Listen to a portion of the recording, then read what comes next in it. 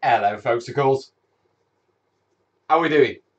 In the studio, bit of a session, working on some trenches, so you are along for the ride. Now you know the drill.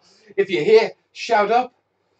Siri, Bjorn, Xavier, Tim, Red Green, Sane, Gary, Elijah, Redwell, Joanne, James, Systemer 28, Paint with Penny, Gary Adams, Westside, hello buddy, 57 Den, Mossim, Sammy, there's a fair few of you.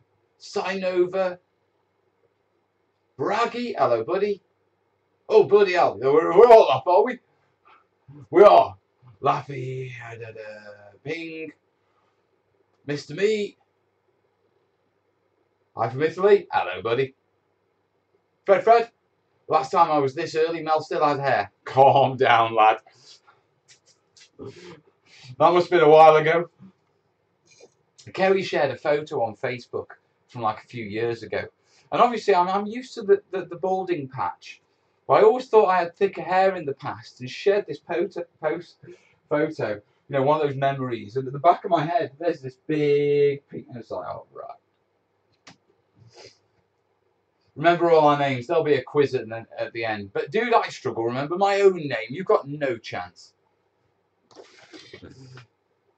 Oh, got to update the stream heroes. I forgot to do that before starting off. It's been a while. Sparky, Rolf and Dan were the last ones. So let's just get rid of that. Ready to crack on. I don't know what the total is. I know we're raising to update the sort of the cameras and the tech in the studio for these live sessions. I don't know what the total is because that's on the computer at home. If you like it, you know, if you like these, you want to see them in better quality without the stuttering because my computer's working at 100% CPU usage, and any minute it's going to get up and run out and jump in a big bath of water to save itself. Yeah, if you do want to support the streams, the links are down below. Now, what are we working on? Well, I don't know what you're working on, but I'm working on trenches. So, got the trenches for the big 8-foot trench line. I'm doing the majority of the cuts. Shall we go down? For now. So here you are. Right, I've got an end piece here. Yeah, these are one of the trenches that have been cut, and my next job is I'm cutting this trench out. Okay, now I've already sort of marked out where I want to cut. I've then gone along with a blade and cut them into 2 separate sections so they're easier to cut. And as it's a studio session, this is very much you're along for the ride, guys. Yeah, I've just basically got to crack on and chat with you as I go. That work for you? Make sure all those trenches are deep enough for all of us. They're 2 inches deep. That should be good enough for for 28mm. I mean, an inch is pretty normal for for breastworks and stuff like that with 28mm. These are 2 inches deep, which means they're well covered. So we should be all right. Yeah, see? He looks tiny, doesn't he?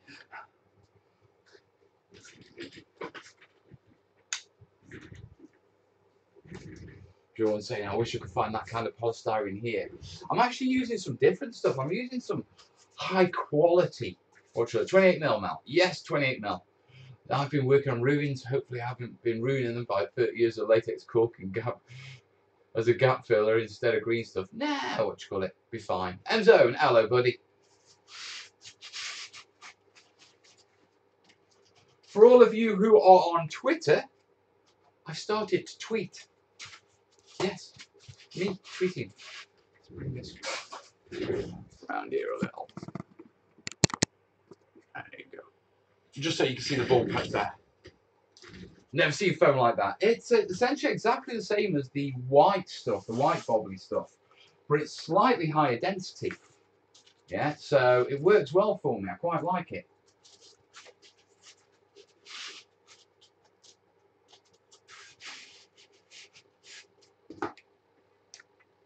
Tweet of the tweet. The train shooter tweeting. If you do want to follow me on Twitter, yeah, it's the same as the channel. Yeah, the terrain shooter. Yeah, that's it. Forget your own name, boss. Genius. So my job tonight, what I want to do before I get home is get all the major cuts done, yeah, and then get it set up for gluing so I can come in and start shaping. I can't shape it until it's glued, but I can't glue it until all my major cuts are done, yeah, because the cuts are easier to do, yeah, when it's not glued. Once it gets glued, it starts to get a bit more trickier to shape. I'll tell you what, all of you lot who are watching, who are on Twitter, if you jump on Twitter now and follow me, I'll give you a shout out. Because like I say, I've always thought, I never really understood Twitter.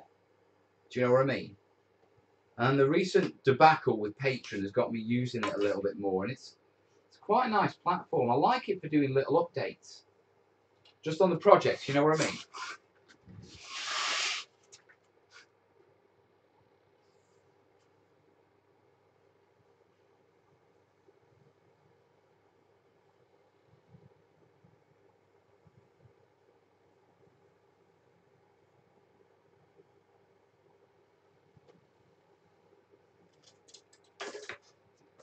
Yeah,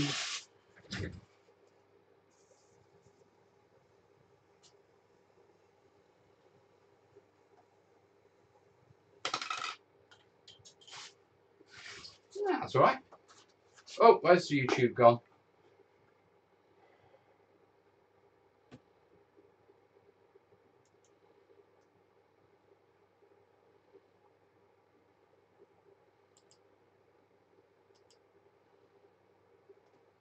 There we go. See, I told you it was burning out. Have you seen that Patreon have rolled back the payment chart changes? Yes, I have seen. Thank God for that. It was hitting me pretty hard. I mean, I've taken quite a hit on it, to be perfectly honest. Yeah, and so we're just going to have to see. Hey, Tan. So, quick check of Twitter. I don't think anyone has can't see any notifications. That's pretty typical for a live show, isn't it? There's one! I have a notification. Oh no, it's not anyone following me. It's going to be one of those sessions, isn't it? Val checks his phone and digital tumbleweed, yeah, goes floating past. Now, I am sorry there haven't been many videos lately this month. It's been the perfect storm of grief. Yeah. First off, we've had some issues with Corburn and school and that sort of stuff, which some of you, if you followed the live show on Sunday, will know about. Yeah, and so we've been dealing with that. Secondly, I've had a bit of the man flu, which is a genuine thing now. And thirdly, yeah, I've had a root canal jobby done, which they say it's supposed to stop hurting. It doesn't. And then we had the patron thing. So I mean, the first couple of weeks of this month have really sort of screwed me over. And so getting back into the swing of things, you know, there was a bit of me that was sort of tempted. Right, do I do a quick couple of videos, get content out? And I thought, you know what? If I do, then all that's going to happen is I'll get content out, and then come Christmas, I'll have to come in over Christmas to make more videos. Otherwise, it's going to be dead over Christmas. So what I thought was I'd use the next week or so to work on these trenches, get these trench videos done, and then I've got some content to put out over Christmas. So you've got an interesting project to watch over Christmas. I've got my content done for Christmas. So fingers crossed, everyone should be happy, he says.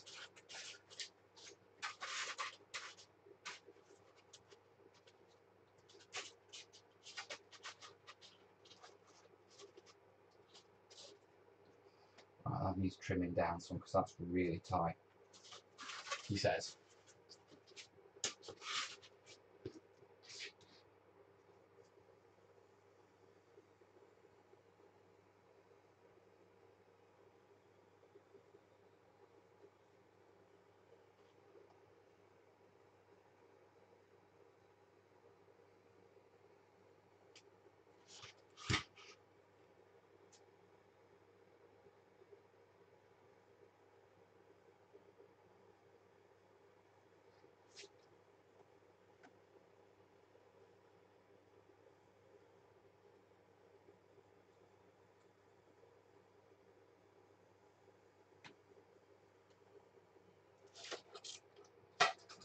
Alright, let's try that.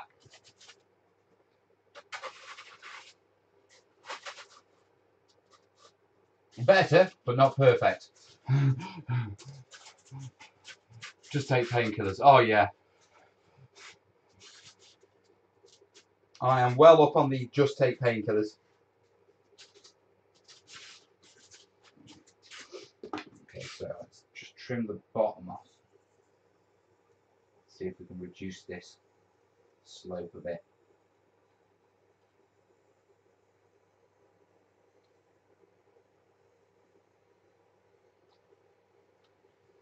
You got to admit, these studio sessions are really thrilling as you sit there watching melt cut foam.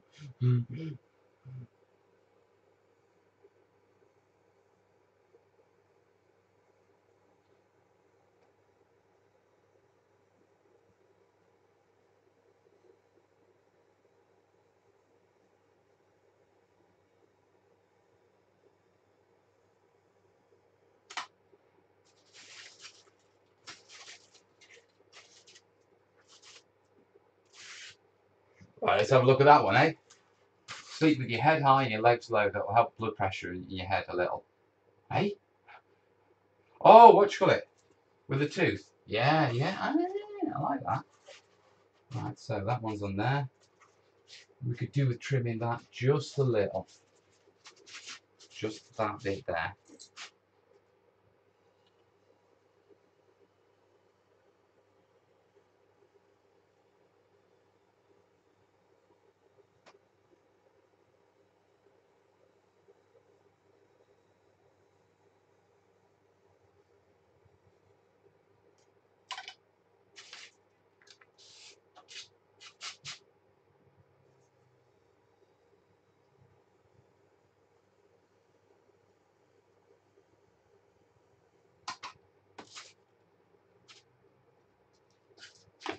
How's that? That's not bad. That's not bad at all.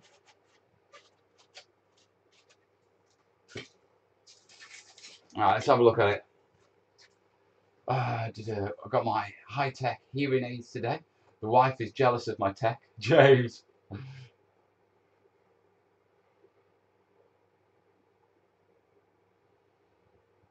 Looking like the Grand Canyon. You know me and big stuff. It's always the same with me, isn't it? Mel can't do small trenches, can he? No, no, no. If we're going to do a trench system, we might as well make it huge.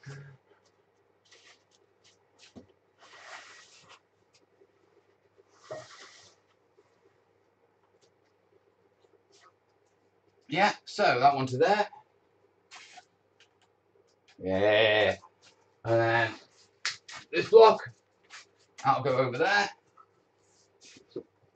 And that gives us our 6-foot trench line. Why isn't that lining up? Oh, it's because the foam's loose, that's all right. So that's a hell of a trench line, isn't it? The best thing I can do is mute her. Dude! Kez would kill me if I did something like that. Can you imagine what you it? We need to talk.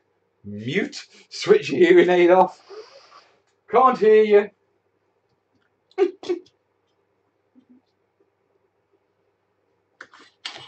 Righty, righty.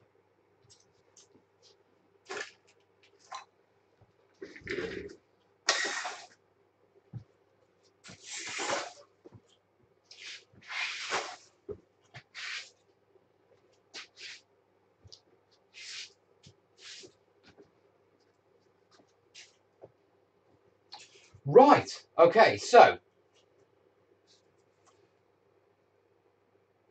trench system awesome. Thank you, buddy. Use PVA and sawdust for a tooth filling. Yeah, I'll skip that one.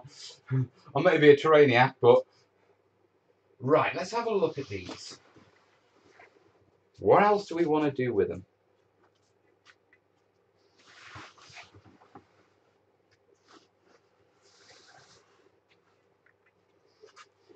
Now we want a bunker of sorts, don't we? Okay, so looking at the space I have available, I mean, this side has got to be sloped, yeah, and so bunker would be best served probably right about here.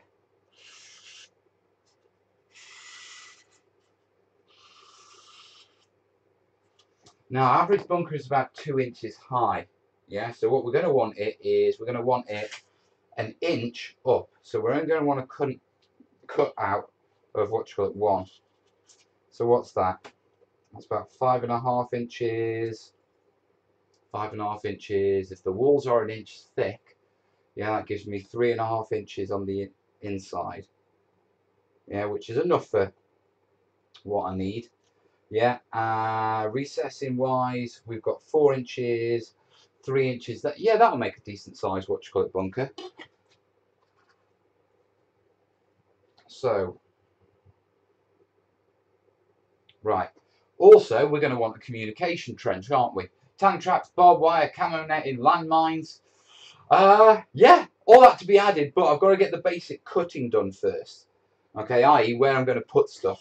So just make sure that, yeah, those measurements are above where they need to be. Right, now I want a communications trench on this. Okay.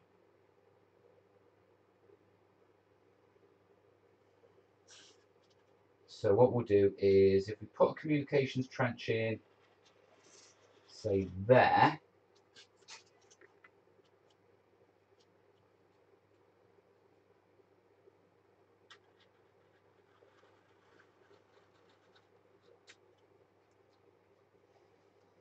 yeah, and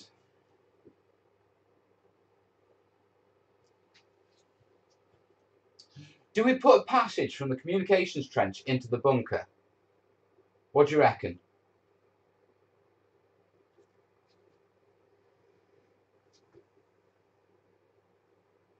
Now I'm waiting for you guys to. How long are the straight sections? They're 2 foot long each. Passages, yes. Okay. Is that safe? I don't know.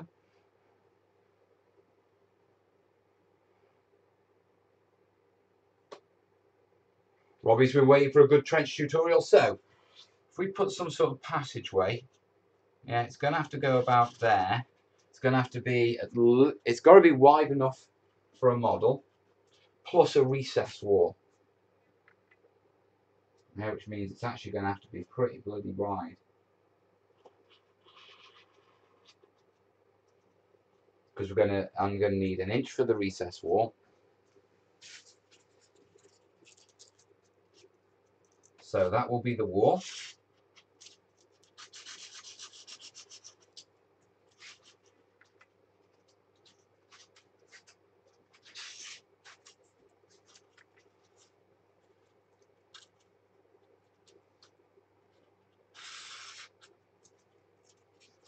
Yeah.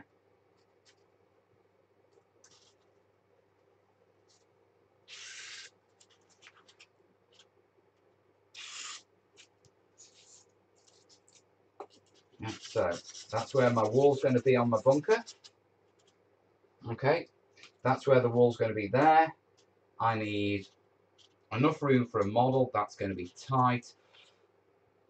I think the best thing is, instead of a channel, we cut that out in its entirety.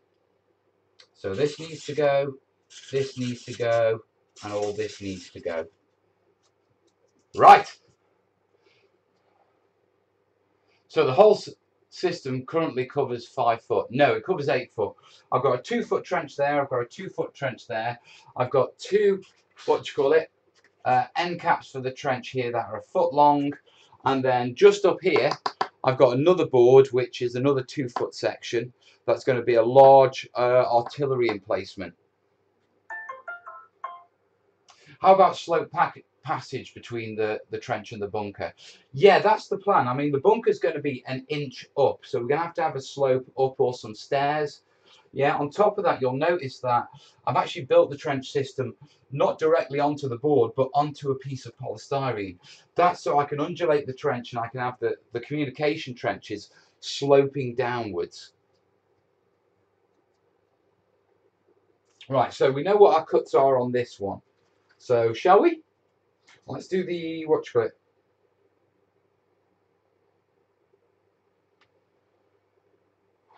Right, we need to cut out all of this first.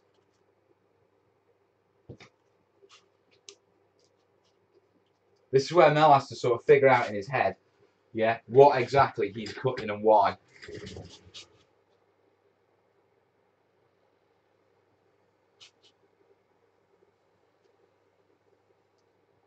Bugger.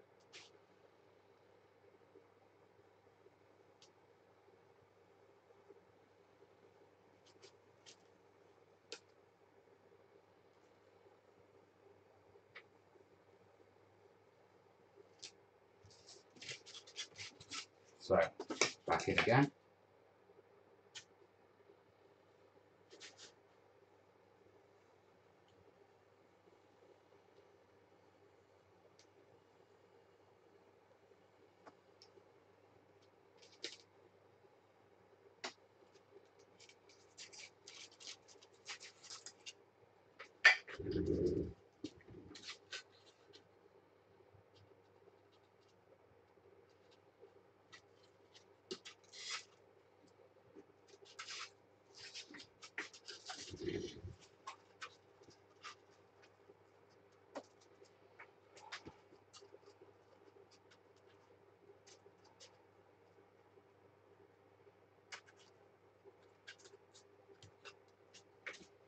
Right, next job is this one.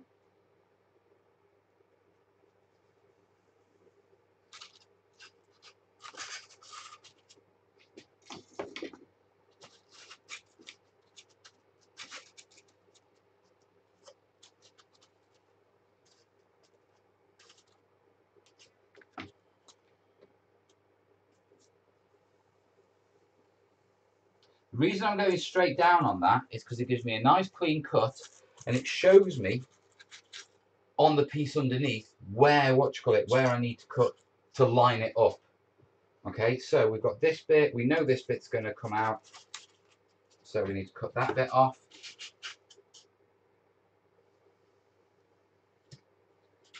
Yeah.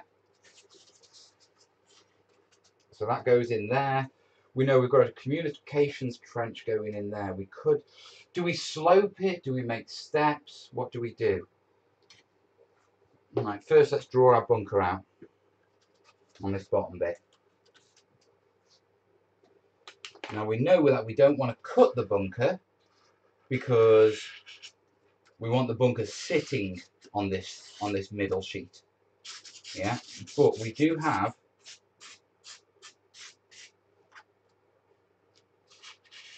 this space here that we need to address. Now I can, if we cut it down, it'll be easier to cut down, yeah, and put steps in, won't it? Yeah, that makes sense. So if we cut that bit out there, cut across to there, and cut that out.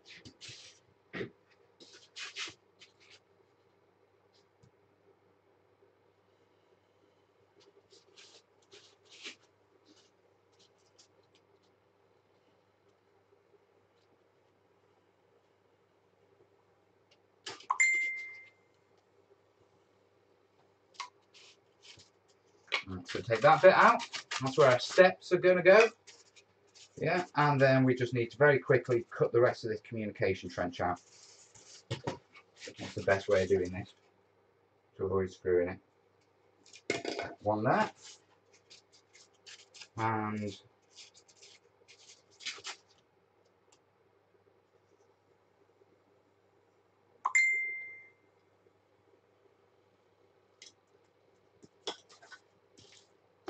right, there we go. Now we're going, it's like a jigsaw. You've got to put it back together. Poor people in those trenches would slip and slide down slopes, steps. Yeah, I can see that. Right, so we know that one goes there. We know that one goes there. A bit of an iffy cut on that bit, but we can hide it. That seems a bit close. Tighter than I remember it being. But let's have a look.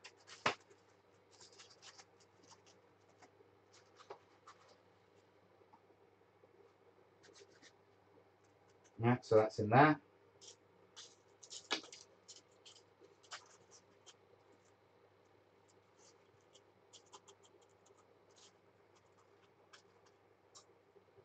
Yeah. So there we have it. Yeah. So we've got our main trench line. We've got what will be a communication trench, but I suppose we can use this as sort of like an admin area. Steps up into the bunker there. Yeah. So we'll have some sort of flanking wall. So the steps to the bunker will have to go there. Yeah, that works. So that's that one roughly done. Time to figure out what we're doing on the next one. I need a hot wire cutter. What would people recommend? I'd recommend Hot Wire Foam Factory. They're the tools I use, and they're good bits of kit. Let me switch that off.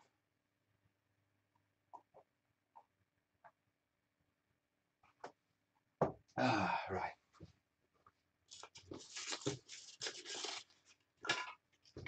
So we've got that one done. Maybe put in an escalator.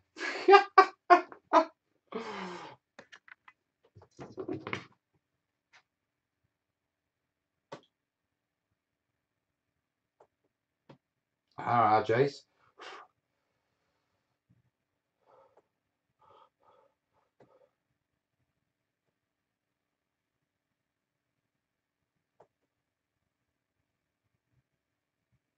Right.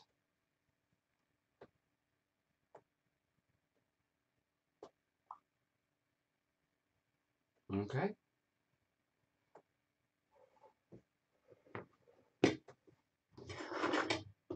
Right. It's fun to watch other people work. Looks proper already, Mel. It's nowhere near, mate. You wait. What I want to do is I really want to, this session, okay, I want to work on our Atlantic wall bunker. Okay, and so what I need you to do, all you terrainiacs who are on the terrainiac group, can one of you start an Atlantic wall bunker reference post? Okay, and then what you call it? Any of you guys who fancy chipping in with some cool looking bunkers that you think we can fit onto a 2-foot piece, yeah, at 28 mil, throw them on there, and we'll have a nose, yeah. Bill saying that foam is showing up well on camera.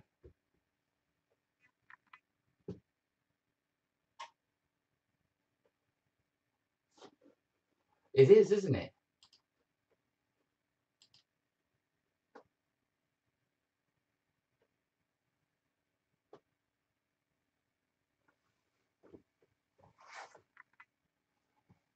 Does pillbox style bunkers count? No, I want one of those big ass bunkers. The reason why I don't want a pillbox bunker is because that's what we're going to drop in here. You know what I mean? So we've already got a pillbox bunker, and to be truthful, this is like the finale of the Let's Make. So it's kind of like this is. We've already done sort of bunkers, little bunkers. And so I've already covered that. What I wanted to do with the big one is I want a big artillery emplacement, you know, one of those big ass bunkers. Okay, but in the meantime, you want a naval gun bunker. Yeah, that's the what. Don't wash blue foam.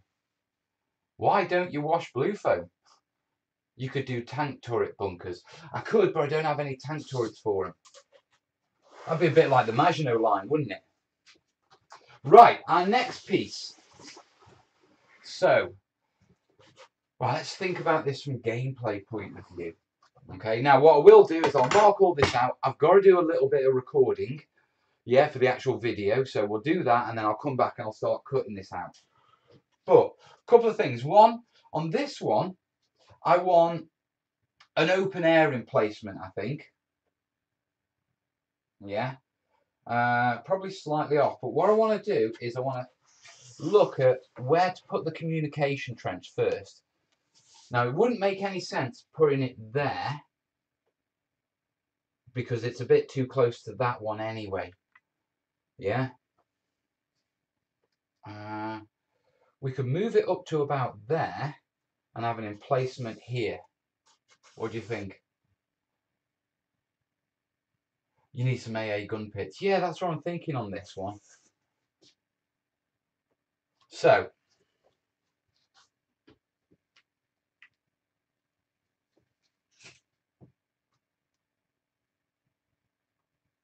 should we say about, see if I come from here, if we come from here, if we come from here, yeah, we'll go this way, this communication trench.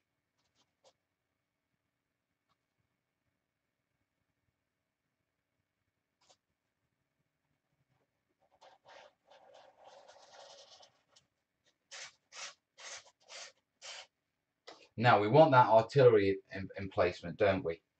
So once again, I think we're going to have to bring it over to the end rather than having a separate passageway. There's not the room for a separate passageway.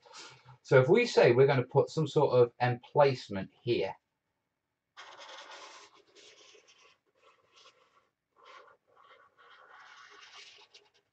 yeah, and then what we'll have to do is, once again, we'll have to put a channel in here.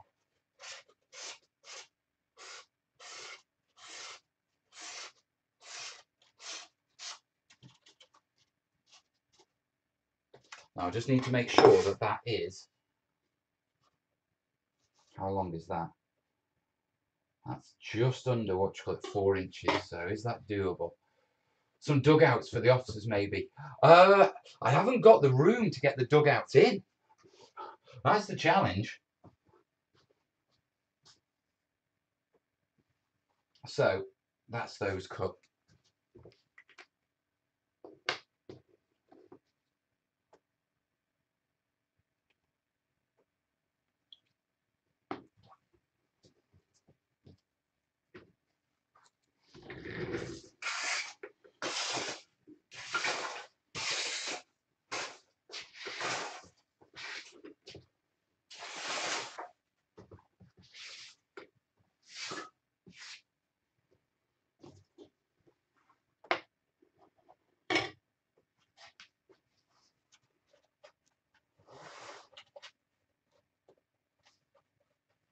Right.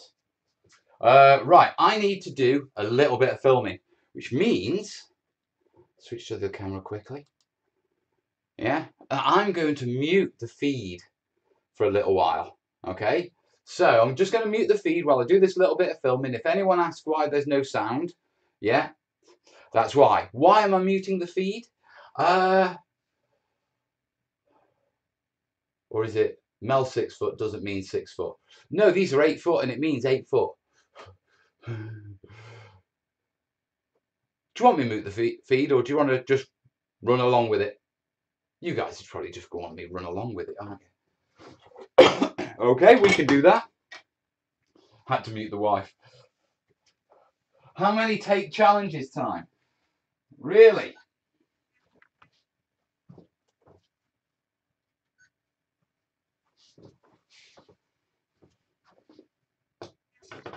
Don't distract me.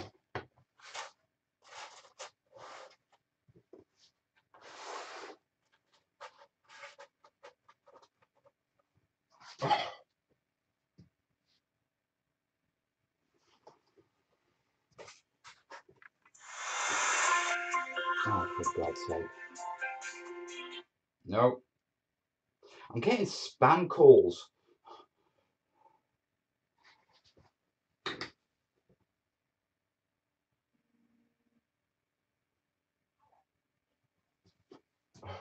It's like an automated line, yeah?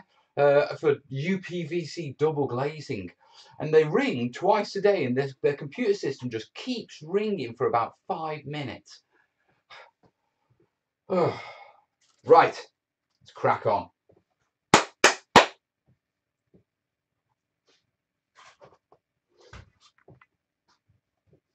So I'm in the process of cutting out the no, I'm not. Take 2.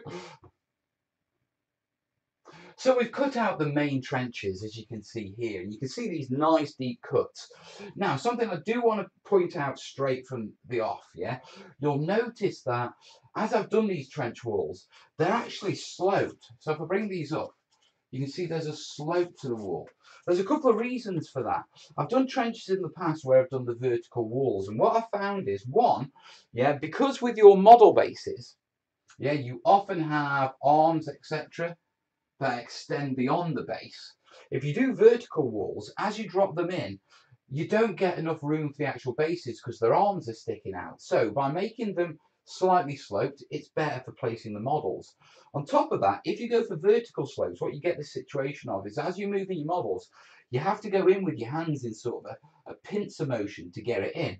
If you widen the top and bevel them out, making them slightly V-shaped, yeah, your hands fit much better for moving the models around.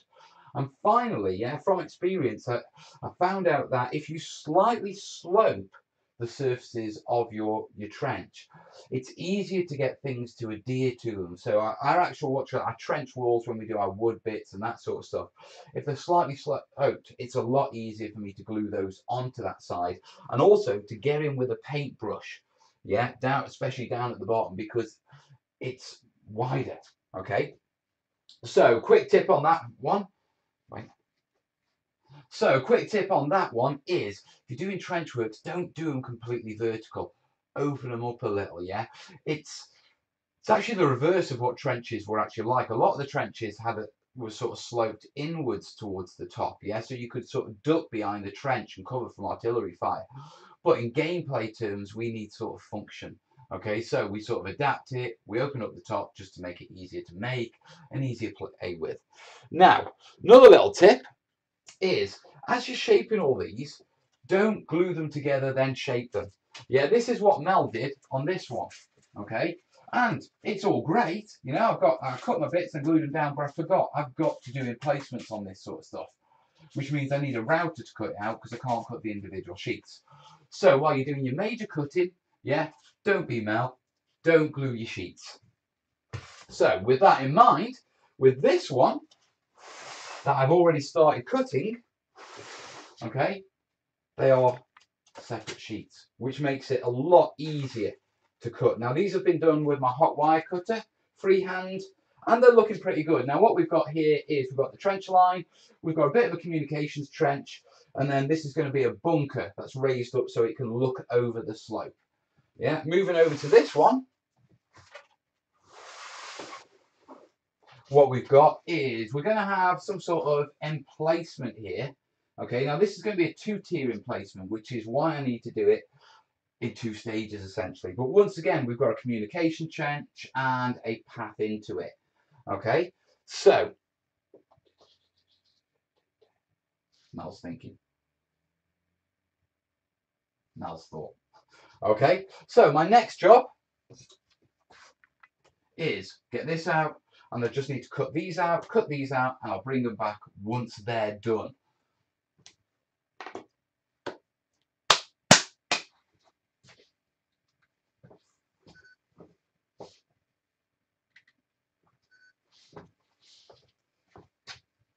How was that?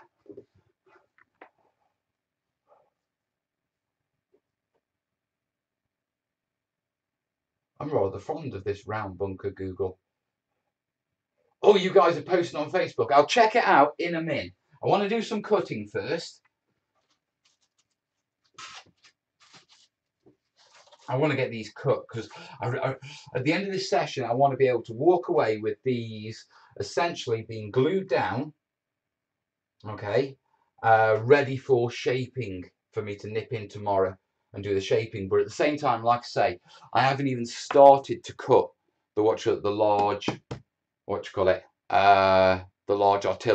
naval gun emplacement, and I want to do that tonight. Don't you have spam call blocking apps on your phone? I use one called Truecaller, but I don't know. I've heard of Truecaller. I had that on my last phone. I'll have to download it. Right. Let me just get a drink.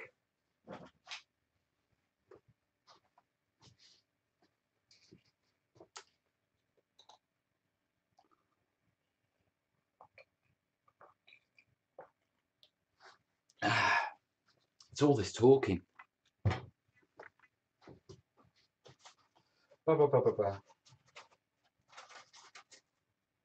Right, let's get this cut.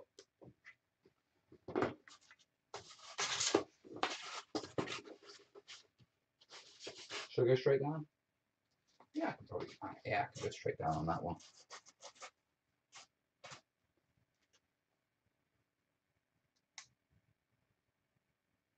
Quick little tip for you. If you want to do precision cuts with one of these, okay, what you do is, very quickly, scene 2, okay, switch it off, rest it exactly where you want to do your cut, yeah,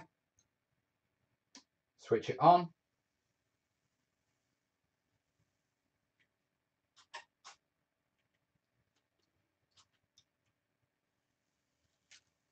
and bring it back out. Same on this side, switch it off, rest it on the line you want to cut, switch it on, go down, bring it back up. And what you are left with is a perfect cut. Right, so we need to do this bit.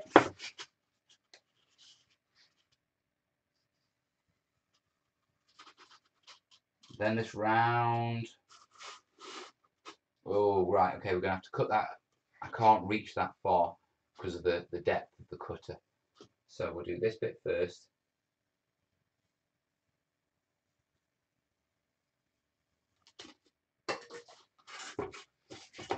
Yeah, and then just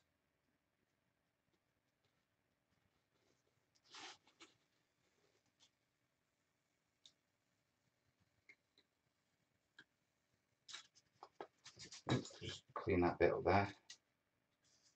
Don't you hate this bit? Just where you've got a little bit and you're trying to just clean it up with your hot wire cutter. Always ends up in those little wavy lines. So there's that one. Right, so we know that's going there, that goes there. Okay, we need to draw around now. So what I want to do is I want to draw along there and extend it in. Okay, I need to extend that into there, extend that into there, extend that into there, extend that into there, extend that into there. Yeah, I need to bring this round here.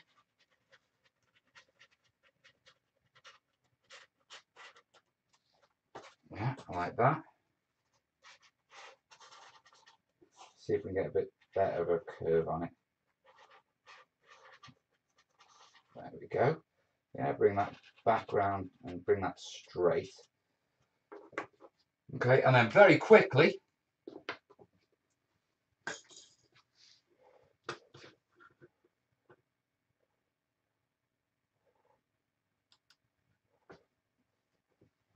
hello Mel, hello TTTS members, hello Unpainted Lead. I broke the news to Kez, yeah, last night that I'm getting the grandson. I'm a tit. What you call it? T-shirt. The daughter's going to kill me. Right. What do we want? More? 60mm base is pretty common for artillery, isn't it? Yeah, that fits there nicely. Yeah, so I've got my Chindits with a mortar team. They're going to fit in there quite nicely with no problems. So let's cut out that one next.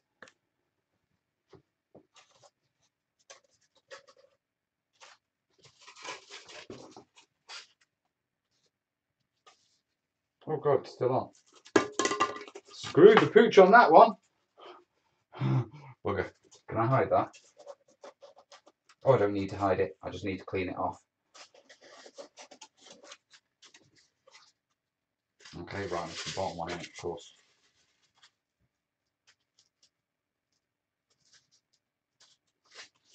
So let's clean that edge up where I screwed that up.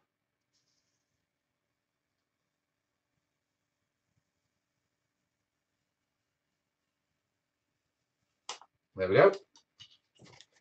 Now there are little bumps and stuff like that on this, okay, where I've gone slightly wrong and that sort of stuff. I'm not overly concerned at the minute. The reason being is because once it's all glued down, I'll be able to go in with some sandpaper and just smooth those off. But I can't really do those Yeah, until I've until I've got them all glued down. And so right now I'm just concentrating on getting all my rough cuts done.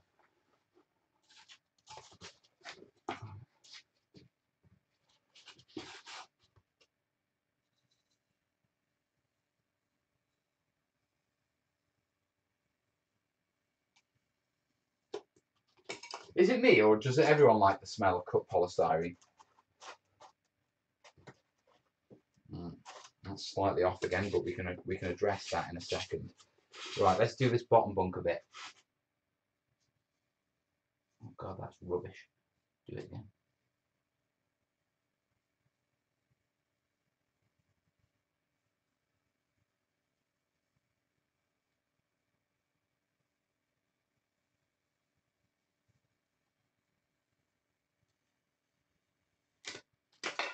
There we go. So pop that under there.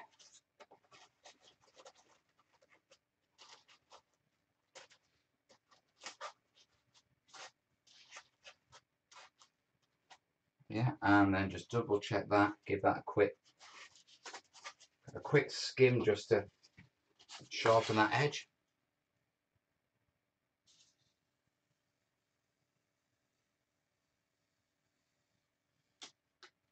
And there. Get off.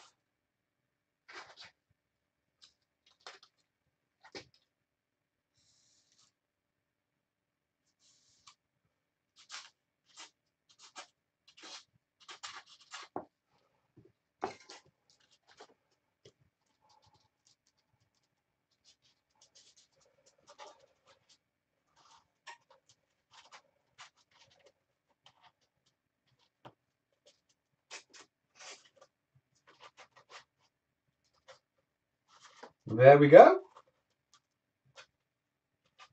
So, could do with nipping that just a little bit more this way, actually.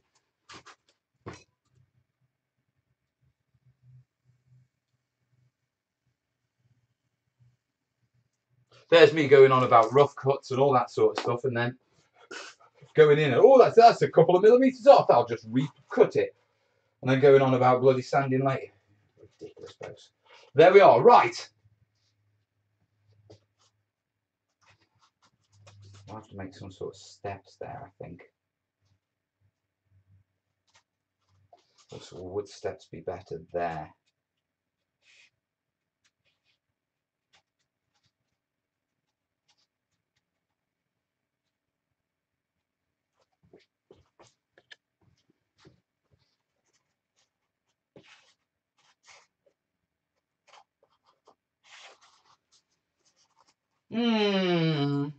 Decisions.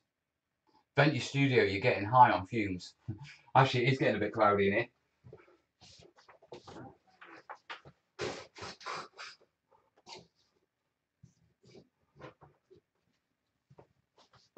Let's let it know.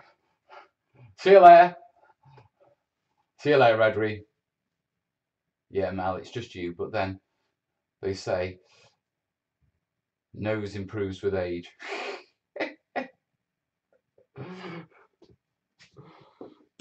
Right, so now all the other sort of cutting and engraving and putting in really needs to be done once it's shaped. Yeah, so what we need to do now is glue it.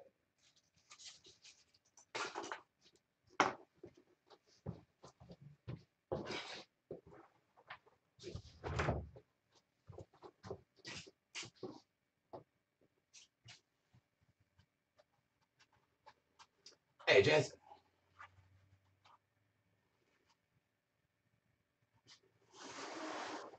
Right.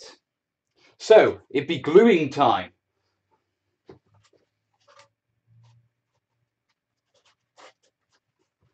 Yeah. So let's get all these lined up. Yeah, bit of PVA. Right. First things first. Take a photo. I always forget to take photos. Happy about Patreon listening? Yes, I am, mate. I've started a bunker thread and put pics in the comments. Nice one, 28.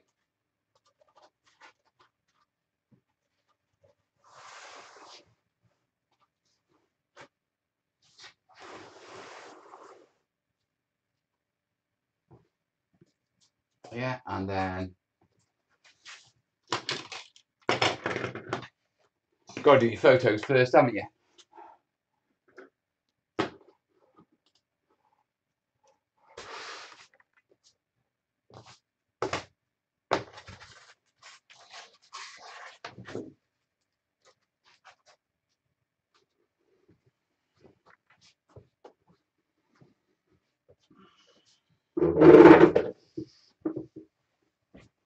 So I think what we'll do is we'll get these set, glued. I'll start gluing them down because then I know they're done and we can continue on this, and then we'll get the Atlantic wall bunker out. And we'll have a nose at Facebook and see what you guys have been coming up with.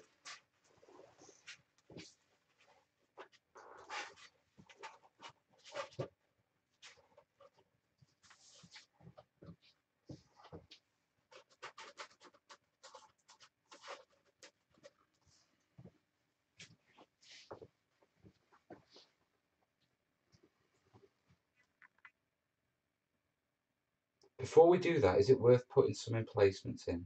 No, we can do that with a hot wire router. PVA and cocktail sticks should hold it in place. Yeah, I've got cocktail sticks and everything.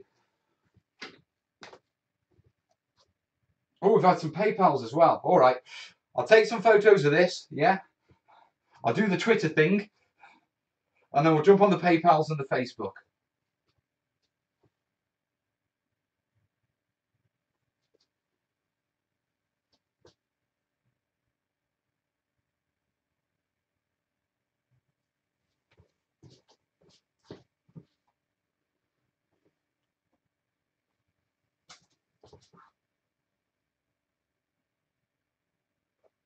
Trying to get it in shot, you know what I mean?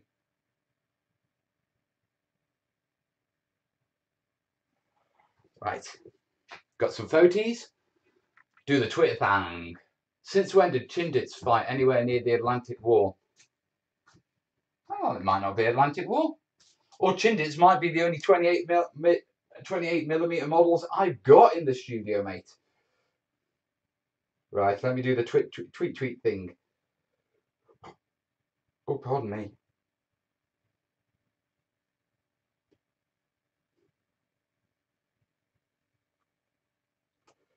Is this the sort of thing you want for Atlantic wall bunkers? Gaz, yes it is. Oh yes. Right.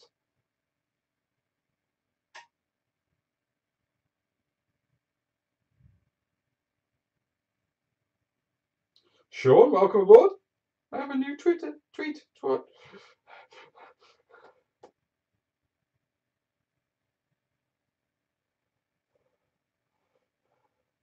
Right.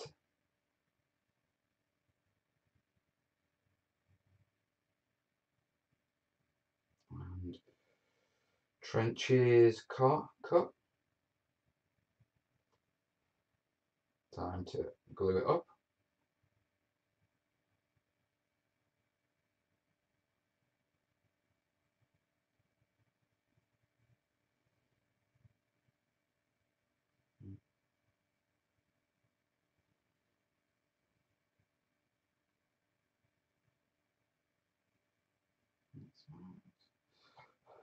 Still get my head around this hashtag malarkey.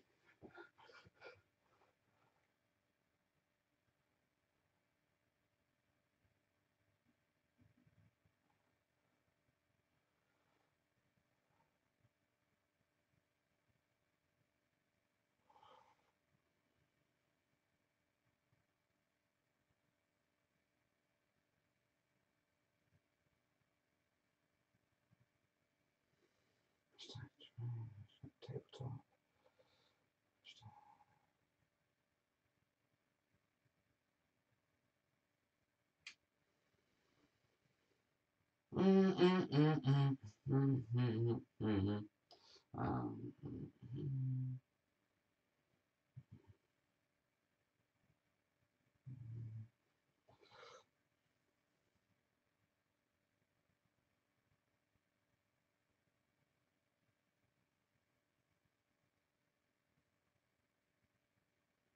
I think, yeah, I will do a tweet. I have tweeted. Got to go for now for a while. Might be back later, folks. Catch you later, Tam.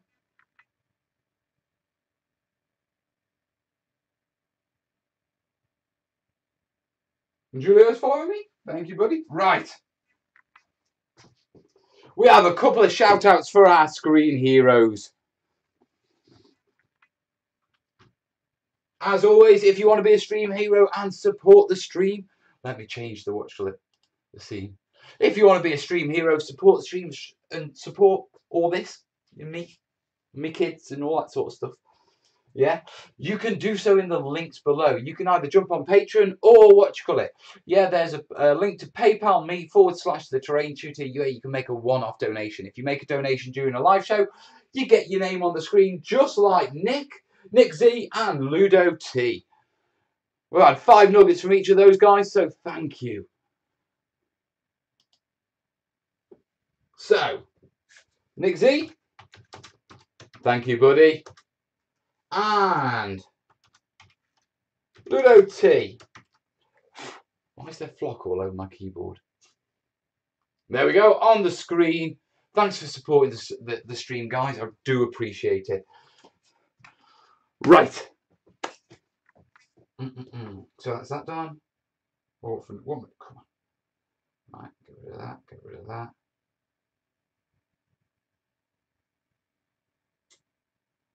Right, let's head over to the old Facebook and see what you guys have been posting on that Atlantic wall.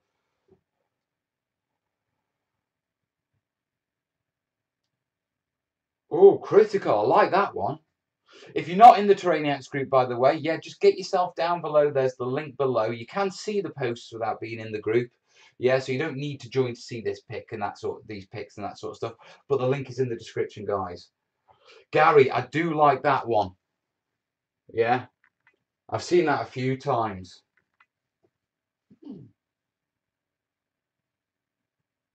Oh, there's some good picks there, guys. That'd be an interesting. That what you call it, Gary? That one would be an interesting build. Oh, Rolf C's jumped on with another 2 nuggets. Thank you, buddy. Just let me do that quick before we move on.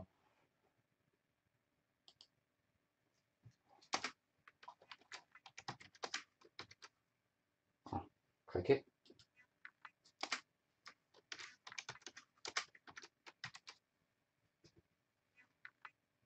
I think that's right. There we go. Rolf Corkerius. I sent you a bit on PayPal. Happy patron is now good. Cheers, buddy. I do appreciate it, mate. And it does help. It genuinely does. Right. That's that done. Just need to make sure I'm caught up on everything.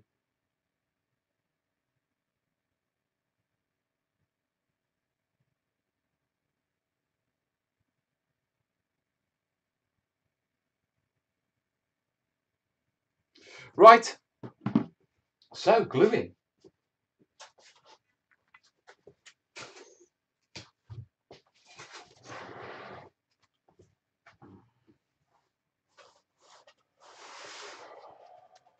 Right, okay. That one fits.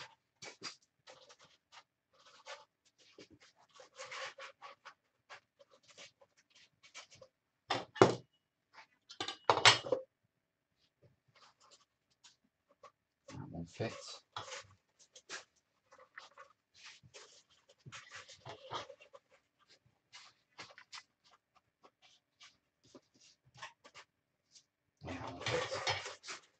Just double checking. I can't see those pics. Why not, Diggy? Do you need to be in the group or something? Right. In the meantime, gluing.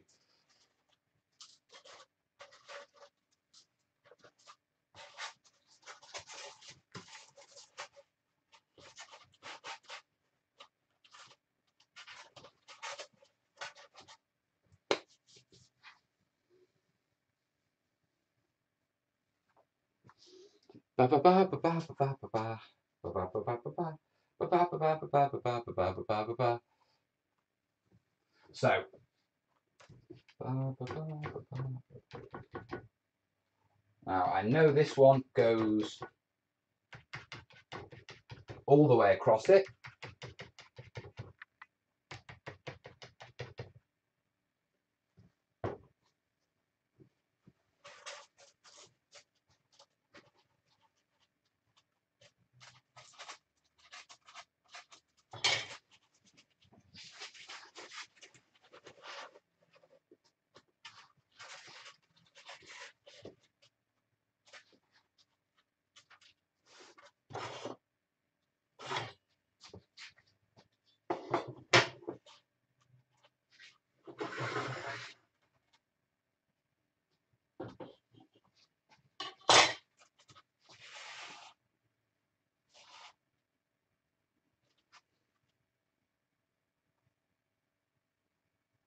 Van done. What time are you staying on till tonight? Well, I reckon we've got at least another couple of hours. I reckon there's at least another 2-3 hours. Yeah, possibly 2 more hours, I reckon. So what will that take us up to? About 9 o'clock, maybe 9, 10 o'clock.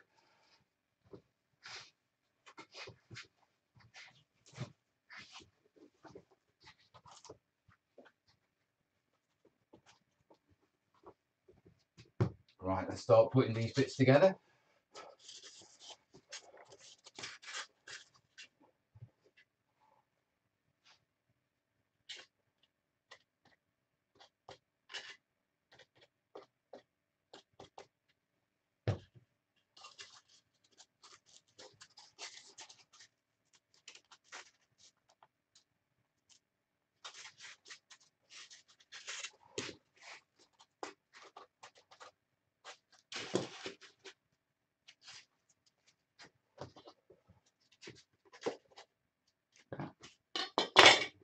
So we know that's going to go there.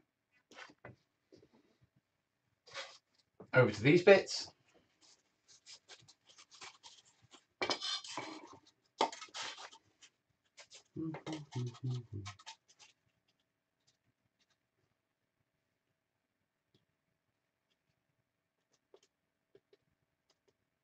Enjoying the stream, guys? It's been a while since we've done a studio session. I always get worried about whether you actually enjoy them and that sort of stuff, with me not really being able to engage in the comments while I'm working. I mean, on the Sunday nighters, it's a lot easier because I can just sit down, chat with you and have a laugh.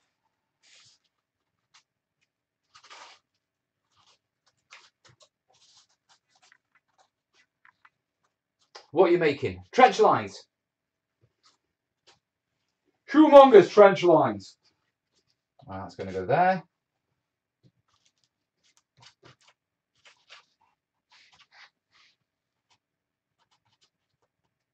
Let's get a bit of glue in under there. Corners, both corners. Remember your corners, buddy.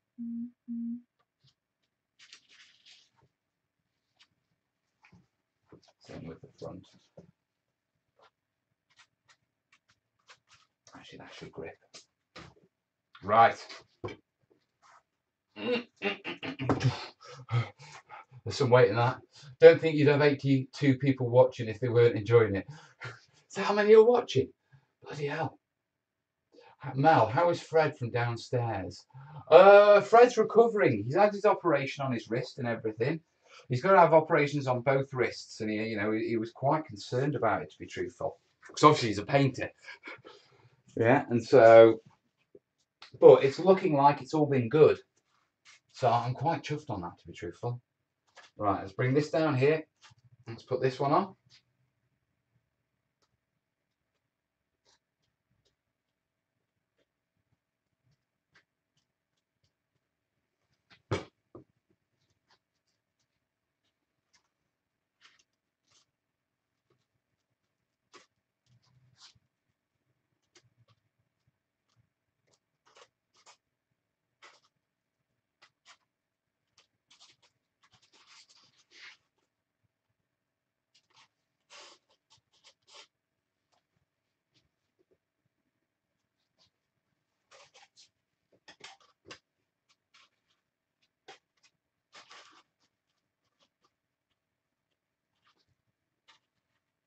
Right, that one's going to go on here.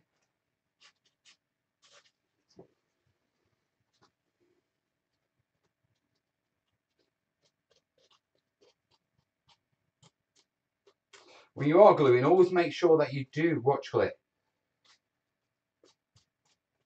Yeah, there's a tendency when you're gluing sheets of polystyrene together, yeah, to sort of do lines and all this sort of stuff and coats. Don't.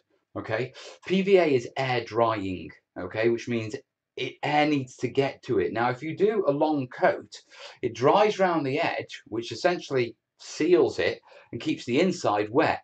The best way of doing and also the other issue with doing large coats is obviously as that PVA dries, there's a slight creep. Over a long area, yeah, that creep will cause warping. So what I do, yeah, is I do lots of little spots. One, it maintains air channels around each blob of PVA so air can get to it and dry all the way across it. Second, because the PVA isn't joined up, yeah, there's no incremental creep causing warping. So a little tip for you there. I better put that on the next bit of the video when I talk about gluing that one, hadn't I?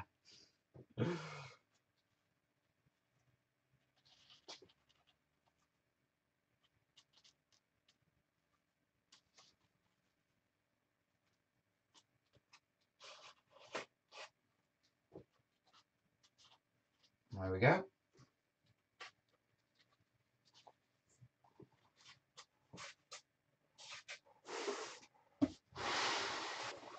Right.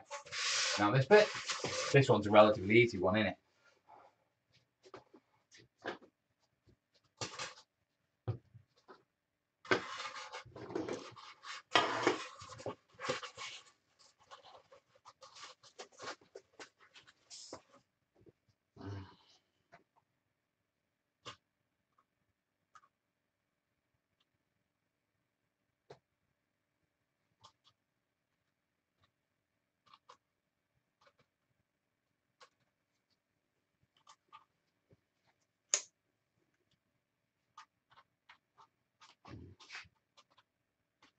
Once again, going in with the blobby technique. Blobby.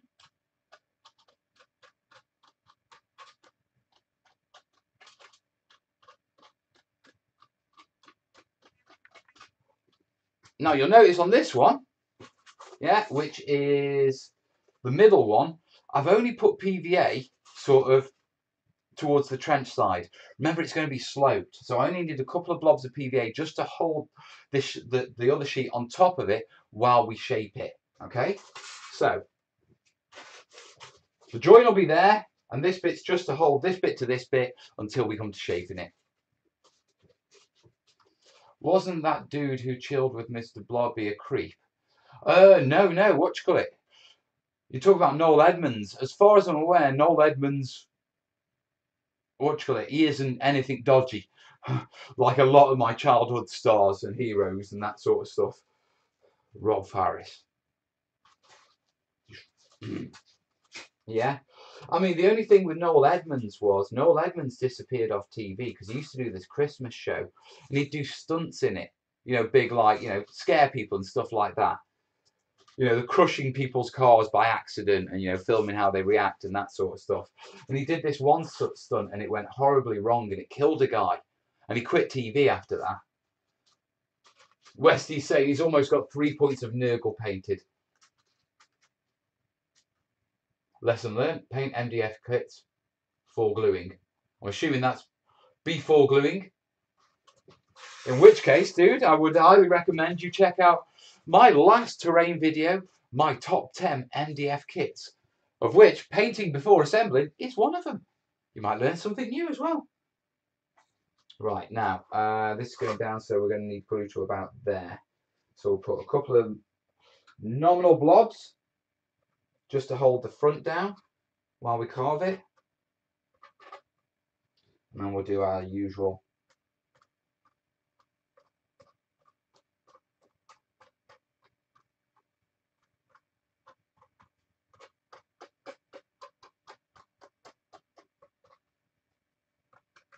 Now, it's not a lot of PVA in all honesty. Don't wash blue foam because it seeps into the cracks and Disappears thin super glue. I don't understand what you're saying there, mate.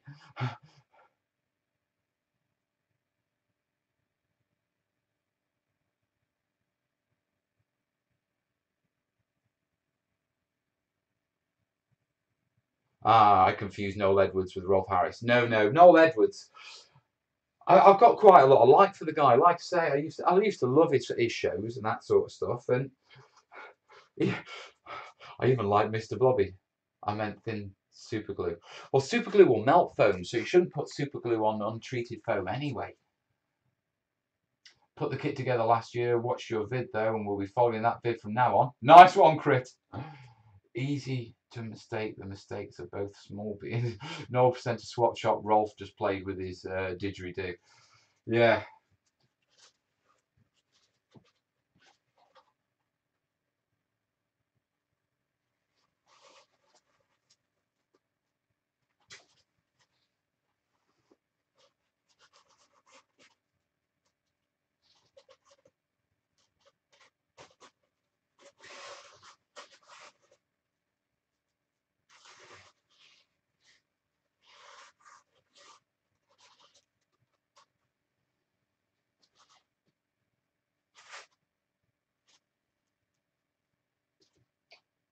So that one's done and all glued down. Yeah. You get an idea of how impressive that slope is going to be, don't you? See, I could have gone with something like, I could have done like an inch breastwork sort of thing. And what you call it, I'd have only got about 3 inches. I've got a 9-inch slope there. Yeah, for people to charge up through the barbed wire.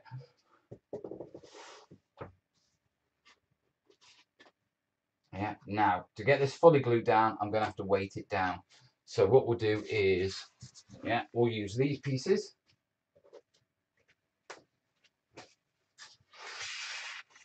Because I have an idea moving forward. Right, it's the edges. I want to make sure that I'll fully weight it down. In fact, before I do that, I need to do some video. Jimmy Savile, don't even start.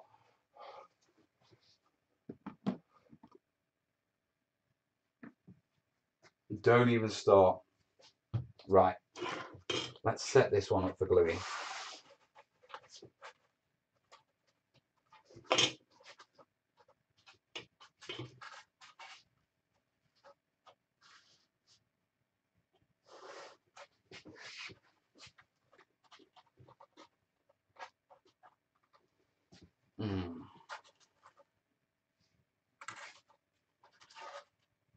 Right, so it goes to there. Might as well glue these first.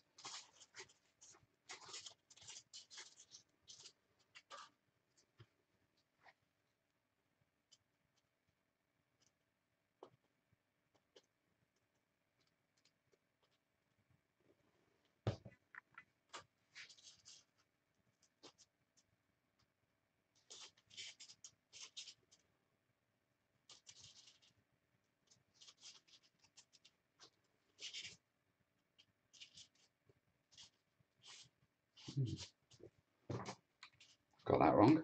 Give that a quick trim.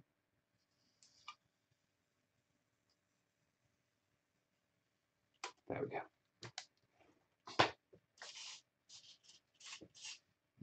Missed that bit.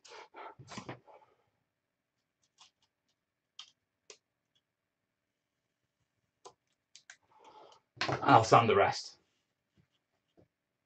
This is horrible. Anyone else getting permanent buffering? My face has permanent buffering.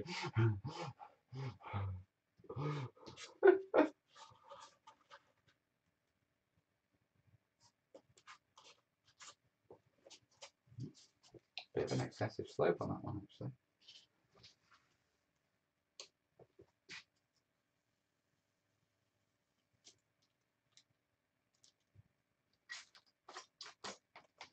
Okay. The rest will sand. So that's that one done.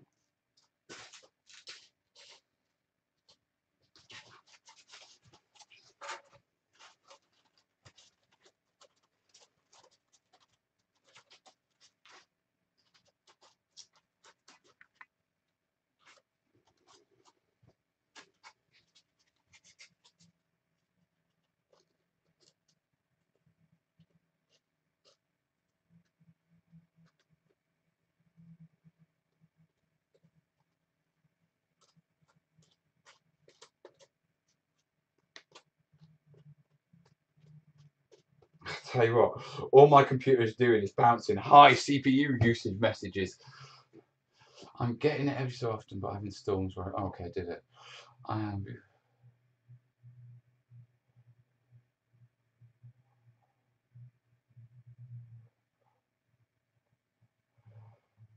Right. You lot are just chatting about all sorts of weird stuff. Mark Wick says he's ahead of me now. That's reverse buffering, dude.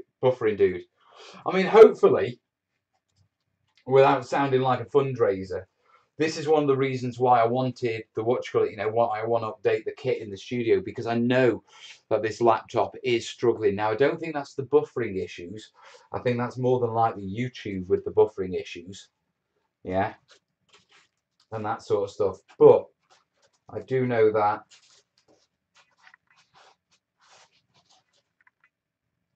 yeah, I could do a better stream and stream at better quality if I was if I was using a better system. For me, it's only the hair, eh? Some of the random comments. Right, so that bit's done. That bit's done. Next, I need a sense check.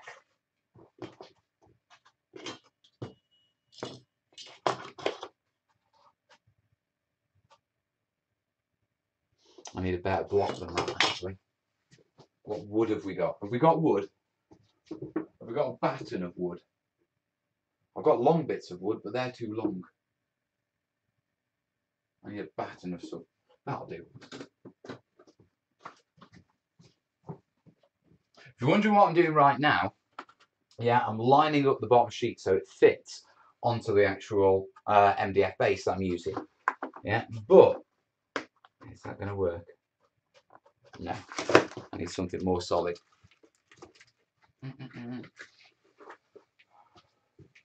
Come on, I must have a batten or something somewhere. What have I got? Where have I got it?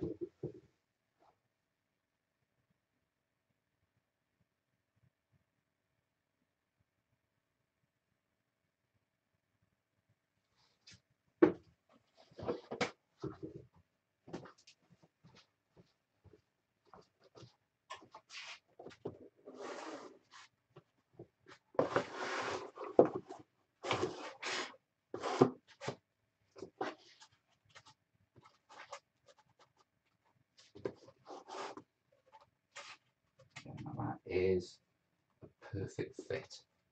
That'll work. So that's good.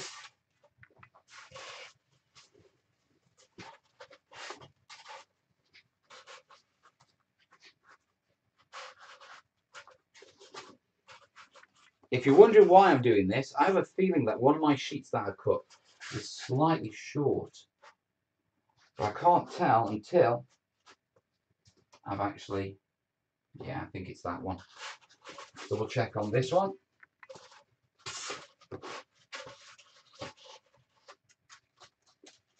Yeah, that one's fine. So it's this middle one.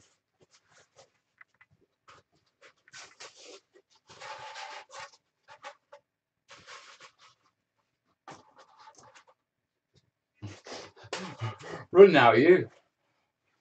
Surreal. Welcome to the end of net new. Oh, really? Have they voted?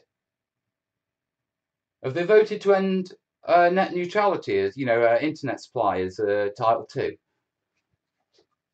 Yo, Mel, we have Christmas sale right now. Shall I hook you up with some sweet coupons and 2 months free access to any channel you like on Feel Me?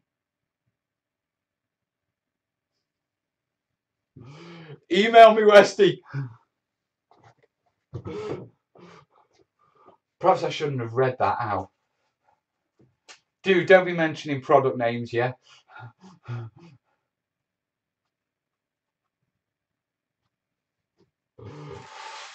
Oh, yeah. Oh, they've got rid of net neutrality. The thing that concerns me on that is I know that's over for America, okay? And net neutrality is about the ISPs, so the trunk speeds between all the services will be fine. Yeah, my concern is that now it's been done in America in typical British style, yeah, we'll feel the need to follow along. Okay.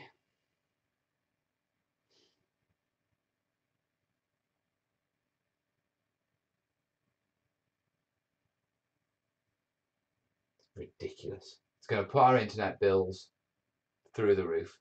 James Brown, hey all, first time live show viewing? Welcome.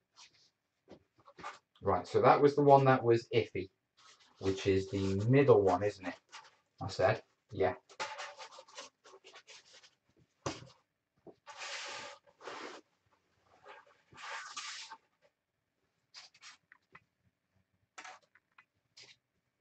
Right, filming time.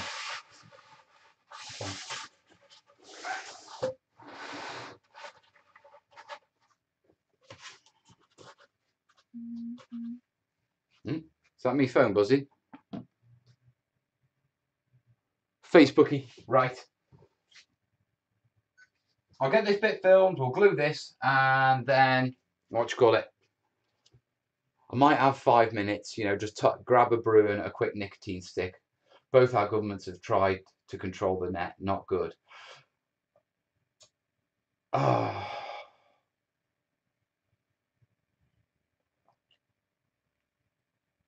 Right. I appreciate that there's a lot of angst in the comments, and it's understandable. But should we keep it off politics? Because this is my happy place. And we don't like what you call it politics on the channel. You know what I mean? I'm not ascribing to left, right, up, down, or anything like that. Yeah, we're all terrainiacs. Yeah, this is where we come to get away from that grief. I'm just gutted personally that, you know, this vote on net neutrality, because I think it'll affect the UK, but we will see. But in the meantime, yeah, let's keep it to terrain, guys, because let's be honest, there's nothing to be happy about in politics anywhere in the world right now, is there? If you're a terrainiac and in your country, your politicians, yeah, are doing really, really, really proper good things and they're decent people, let us know in the comments. Yeah, I'm waiting for the digital tumbleweed.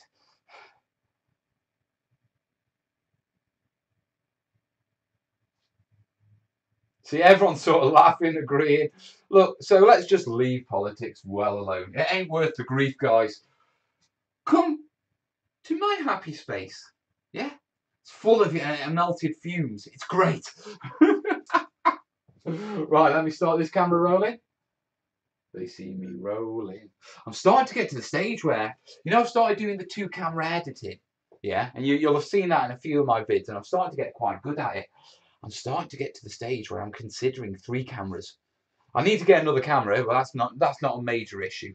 But I'm thinking maybe a camera where this mic, this one is. Yeah. So I've got this angle, I've got this angle, and then you can see my beautiful face. In Mel's kingdom, everything is awesome. Everything is awesome. Everything is cool when you're part of the team. Everything is awesome when you're living on a dream. Right. I need to do some filming. Why not chuck all the cameras and get a 360 cam instead? I don't understand how they work, mate.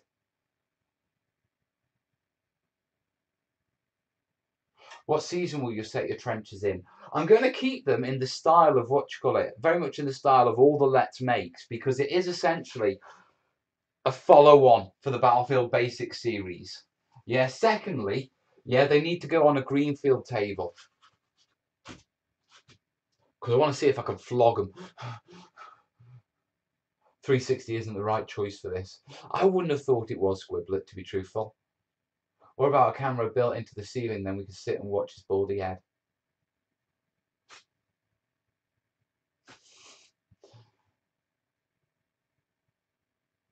Simple, they stream 4 pictures that can be edited into 1 full frame. Not sure if that would work.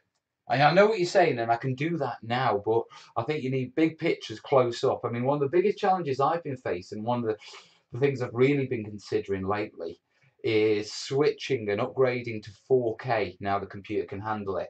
Now this isn't about getting 4K quality video to the channel, because it's not.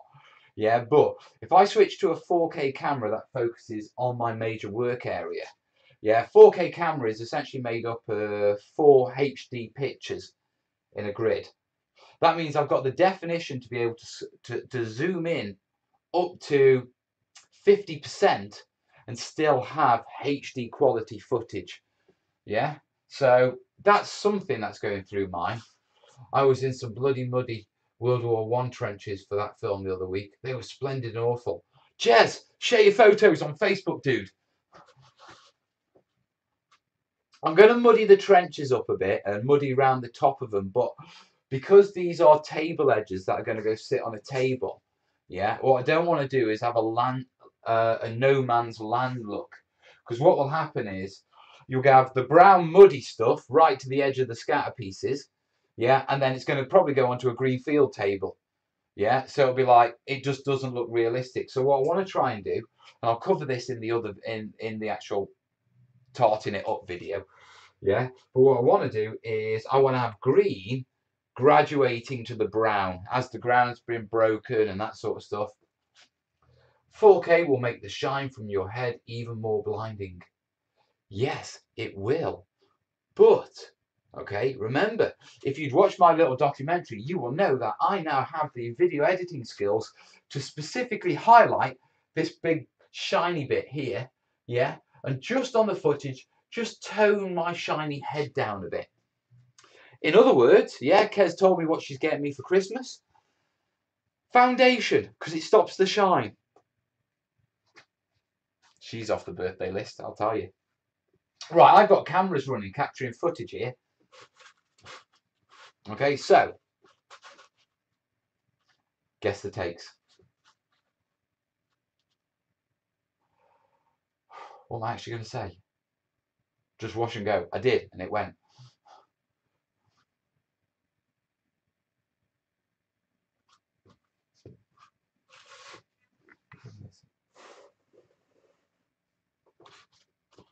Now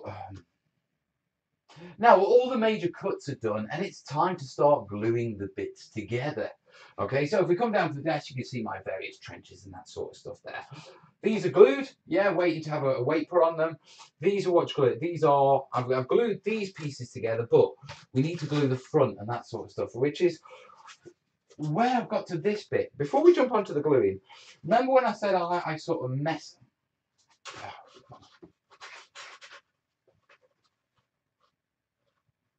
So we've done all our major cuts and we're at the gluing stage. And if we come back down here, yeah, you can see I've glued sort of an artillery emplacement with a viewer bench there, sort of thing. I've got the trenches. I'm starting to work on gluing this one together. Now I've glued these elements, but I've yet to glue the bottom piece and I've yet to glue the slope. And the reason for that is that if you remember earlier in the video, I said, I think I've messed up. Okay, and I've cut one of my pieces a couple of mil too short for the board. And this is it. It's about 3 mil too short for the length of the board, which means if I glue it straight down, yeah, I'm either going to have one edge flat and then like a step in the middle of the edge of the other foam, okay? Or if I try and adjust it, I'm going to have a little indent on both sides, which I'll have to fill and that sort of stuff. Way too much hassle from experience. So what I'm going to do, okay, is a little trick. Now, it's only 2 or 3 millimeters. And 2 or 3 millimeters is an easy gap to fill if it isn't at the edge. If it's in the middle, it's a dead easy gap to fill. So, sharp blade.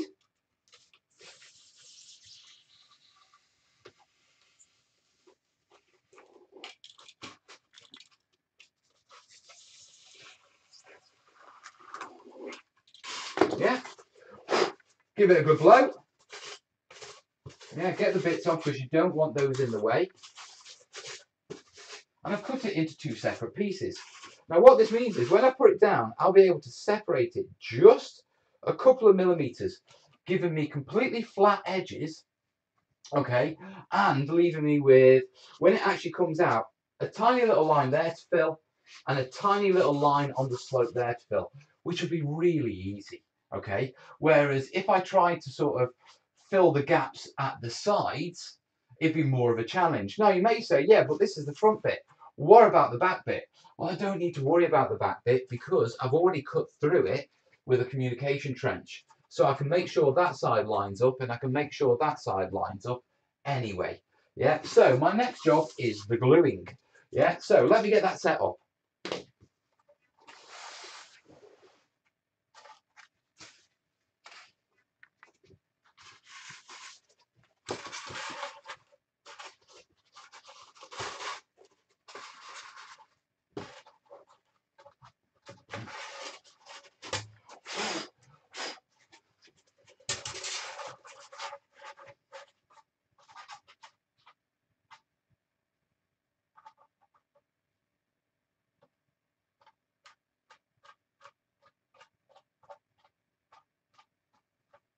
I'll be back with you guys in a minute.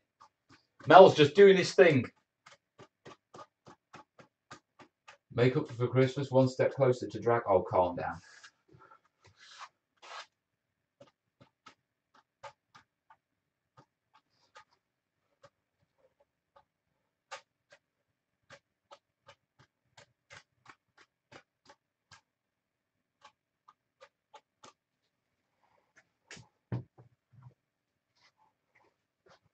Right. Yeah. You know, you could just make these into a wonderful moat. Oh, calm down, Rudy. We need to get trenches done. You guys have bullied me for trenches for that long, yeah, that we need to get trenches done. This is not going to be a castle. Right, to the gluing stage, and there's a couple of tips on this. One of the problems that you have when you're doing, large trench works is that your scatter pieces tend to be long and not that thin. And anyone who's made terrain before will know that is the sweet spot, yeah, the perfect setup conditions for warping. So we've got to fight the warp, okay? I feel like a grey knight. Now, to do that, what I've done is I've done lots of little spots, okay? And let me explain this to you. Okay, first off, PVA is air drying. So if I do a big coat all the way over this, yeah, to glue it down, what will happen is that the edge will glue, okay? But then everything inside will stay wet because the edge will become airtight and no air will be able to get into the middle. By putting lots of little spots down, what it allows me to do is stick it down but still let air get through so all of this dries. So these spots will actually give better adhesion than if I went over the entire piece and gave it a good solid coat. Now, the other factor is warping is caused by PVA creep. Yeah, so if you have a long piece of PVA with a long piece of MDF with PVA all the way across it, as it dries, each little bit of that PVA slowly shrinks, and across the entirety of it, yeah, it reduces down, causing the board to warp up. In this case, yeah, because there's no continuous lines, if these little bobs of PVA creep a little, it'll be absorbed by the foam. It won't translate into warping on the actual board. So, if you want to fight warp, or you fancy being a grey knight, use spots, not lines. Okay, so, a couple more on there. Now, it is just a simple matter of, yeah, getting it, line it, drop, ah! I'm going to leave that in. Yeah. Dropping it down, putting it on your piece, squaring it up, which is the challenging bit, just to make sure it lines up. Do you know what? This has been a cheeky one as well. Yeah, I thought this was lined up perfectly, but it isn't. So, what I'm going to do is I'm going to use my blade. I'm going to adjust this one as well, cut straight through it, adjust it while the PVA is still wet. And then I'm just going to carry on, use the dot method to drop these other elements in, okay? And then they will be done and everything will be ready for gluing.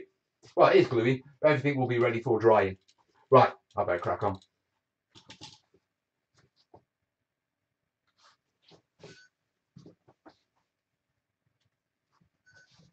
There we go. What?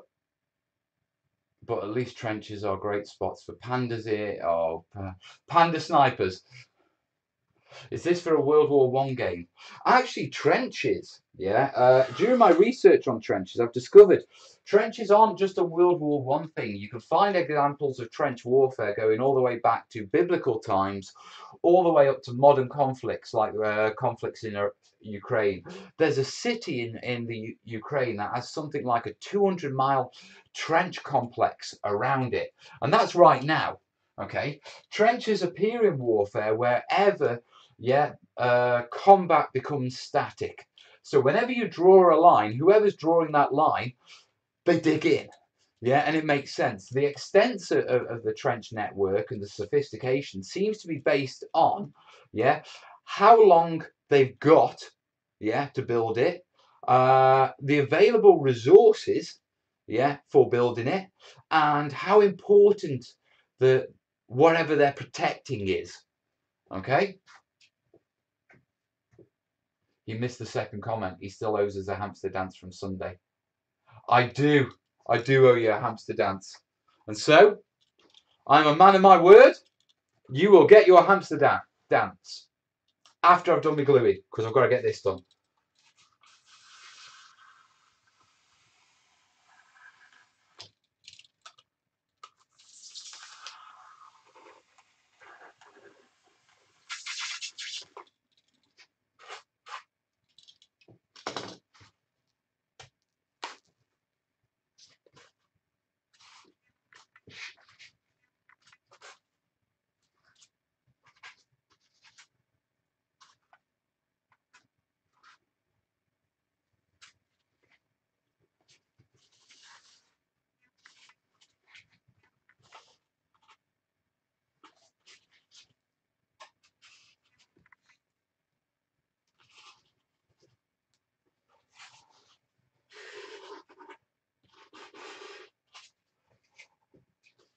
There we go.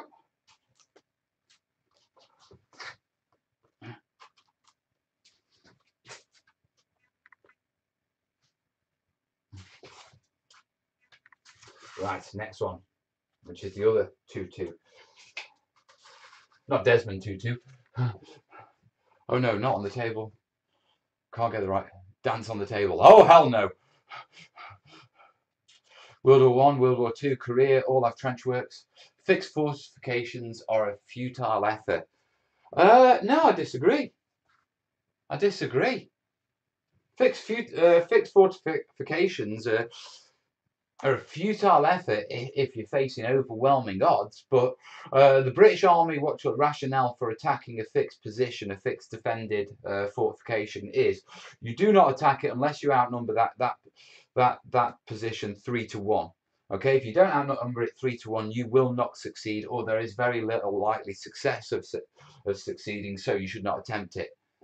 Okay, so in the case of where you're not outnumbered 3-1, pretty standard under British military doctrine, people wouldn't attack it, they wouldn't risk it, and so it wouldn't be futile. But of course, obviously, Brits are a bit nuts. We'd probably get one guy running, and just try it anyway. You'd be a Man United supporter, I imagine. I feel so bad for Mel. It's not enough that he shows us his skills, but he has to be a puppet too. I don't mind larking about a bit. I mean, I know that the drag Mel, we take the piss out of Mel and that sort of stuff, but I've never ever got the vibe, that any of it was malicious. Do you know what I mean? It's always been, we're having a laugh. And Mel will make a joke of himself. I don't mind that.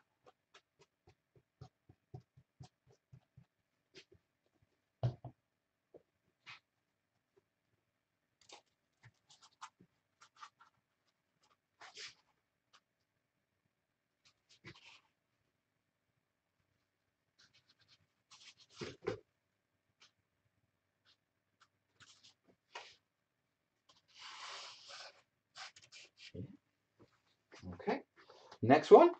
What's this bit?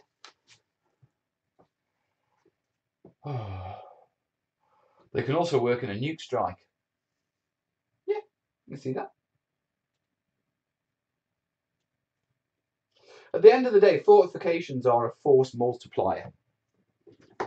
Yeah.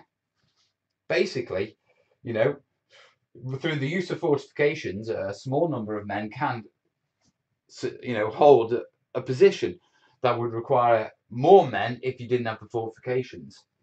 Yeah, so it's just a tool. Melon, do you feel like you've accomplished everything you've wanted to with TTT that you wanted to do at the beginning of 2017? Bloody hell, that's a question, isn't it, Westy? That's not a quick, what do you think of this, is it? Do I think I've accomplished everything? No. No. Mel's always had grand plans. Yeah? You know where I'm like, we'll do this, we'll do this, we'll try this. I know what I'm like, you know what I'm like. We all know what I'm like. And there were certain things, I think 2017, yeah, one of the things that I wanted to get really sorted was get regular with producing content for the channel. Get it just regular and sorted, get ahead of myself. And I failed on that count. For a number of reasons, yeah. A little bit being over adventurous, a little bit of it just being life and that sort of stuff. With regards to other objectives, yeah, one of the other objectives was I wanted to get into 2-camera filming. I wanted to improve the audio visual quality of my videos and that sort of stuff. And there's definitely been improvement. I'm a lot happier with it now than it was. And so, yeah, some of it, yes, mate, and some of it, no. You're making him think. No, he needs a few brews. Will you make any smaller bases, beach trenches, crater, artillery emplacements? What, on these pieces, Insane, or what you call it, or as separate scatter pieces?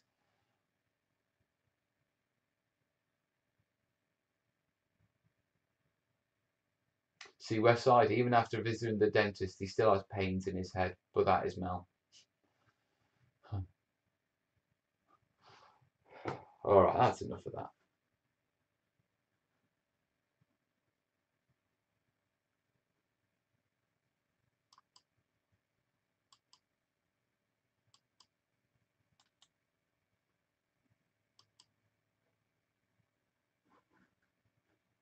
How bizarre.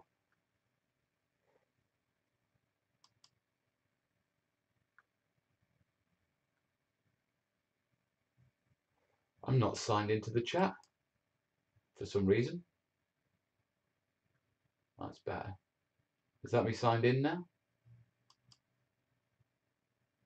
Whoa, no, didn't want to do that. Back. How do you go back? Is that me signed in now? Oh, bugger. Backspace. Does that work?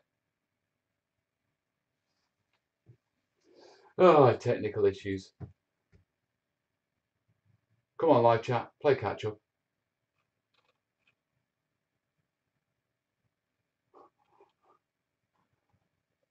There we go. Now my live chat is repopulating with every comment since the start of the show.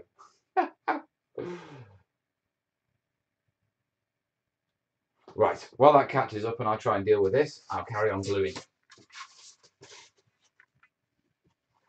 What happened there? Like a bit of an iffy cut.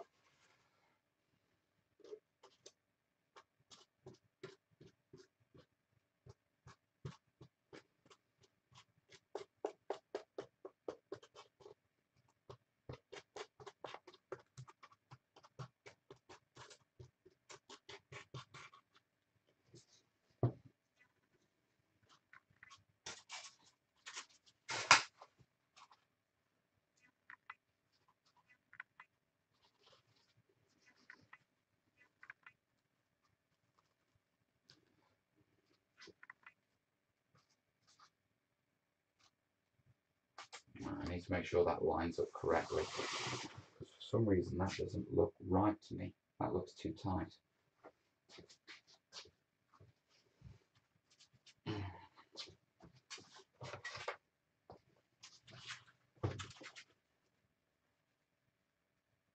Alright, it's okay.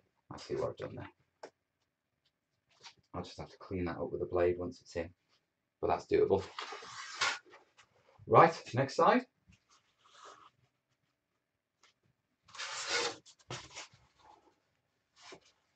So yeah, I reckon we'll have got these done in, what, 2 hours? That's how long the session has been on it so far. And that leaves us with a couple of hours to start figuring out this bunker and do this bunker thing.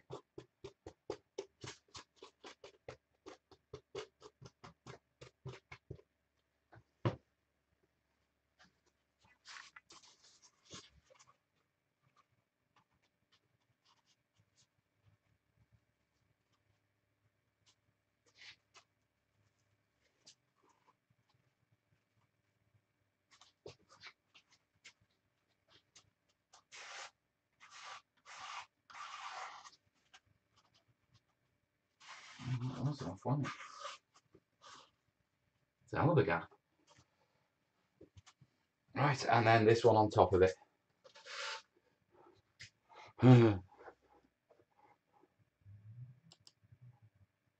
Ah, yes.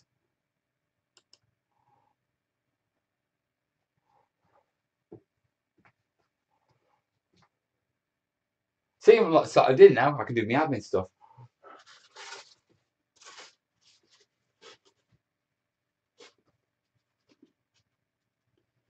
It's a slow-mo, Mel. Is it? Is it buffering again?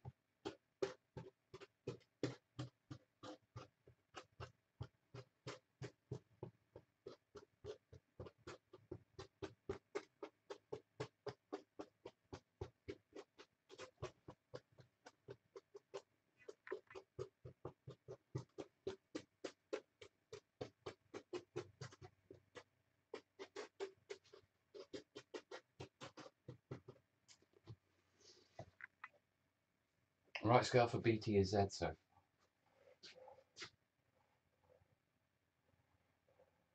Hiya, Landry. Sniper Joe. Driving his Porsche. Good old Sniper Joe.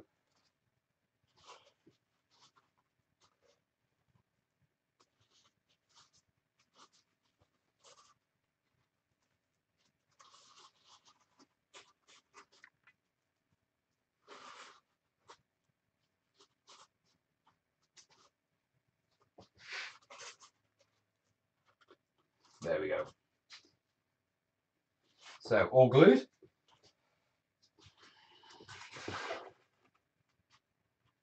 Alignment is good. Need to clean up a little bit there, but we can do that post-gluing.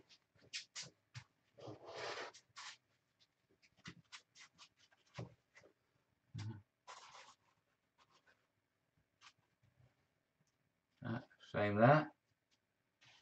That alignment on that side is pretty good, actually.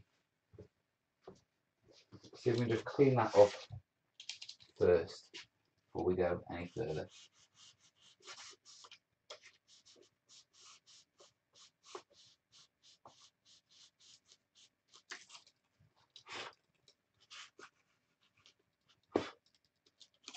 There we go. Perfect. There we are. Yay! Look at the size of them. So, yeah, now we need to get some pressure on these because basically I need to get these to stick. Okay, so lift that one, give that a blow, drop that one on top of that one.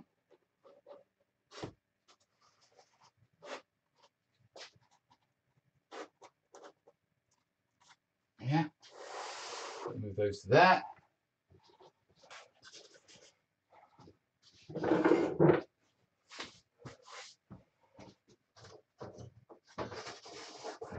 Spare bit of MDF.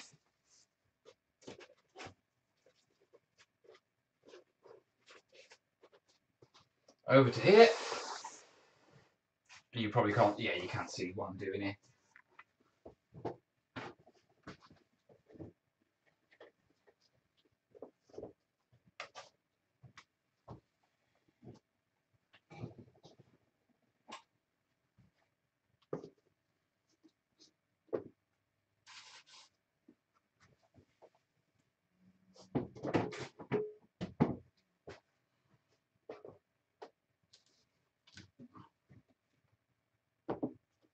There we go.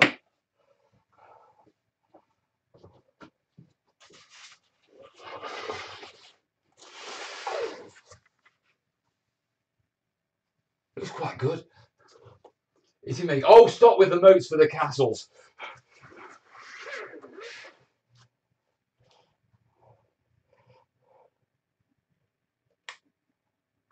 Right, put that. In fact, no, we're okay on that for a second. Right, that's done. I need to take a photo of that. Where's my phone? There.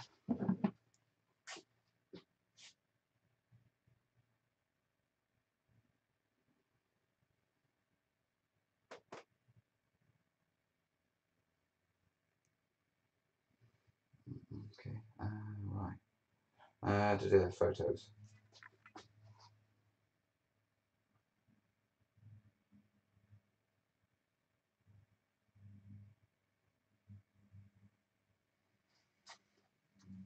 You should need a ciggy by now. I do. I'm getting to that stage. Right. Just to cover what we've got to do next. Yeah, we've got the large Atlantic bunker, which is our next challenge to cut, shape, decide, all that sort of stuff. So that's going to be the second part of the show. Now, is Westy still here? He is. All right then. Here we go. Oh. There you are. Now, what you got? I'm going to go for a brew. Obviously, I can't leave my chat unattended. Hey, Bleachon. Yeah. And so, since what your cat isn't in and Jace isn't in, yeah, as you can see, we've got Westy as a moderator. Yeah. So Westy's going to make sure that no one spams or is abusive while I'm away and monitors the chat. Okay. You lot can tell me whether he deserves that moderator icon when I get back. Right, I'm going to be about 5 minutes. I'm just going to get a brew. I'm going to grab a quick nicotine stick, guys, and empty the bladder. Then we'll come back. I owe you a little dance. Yeah? How good that dance will be. You know? See if we get some more names on that screen. Yeah, before we get the dancing on. Okay? But in the meantime, yeah, we've got that to do. We've got a dance to do. But I need a quick break. So, guys, I'm going to see you in 5 minutes max. Okay? Yeah? How many have we got? How many are watching? I can't even see. 92. Let's see how many of you stay and hang around. So, tea break, guys. Go grab a brew, wherever. I'll be back in 5. Oh, empty your bladder, boys. Keys. That.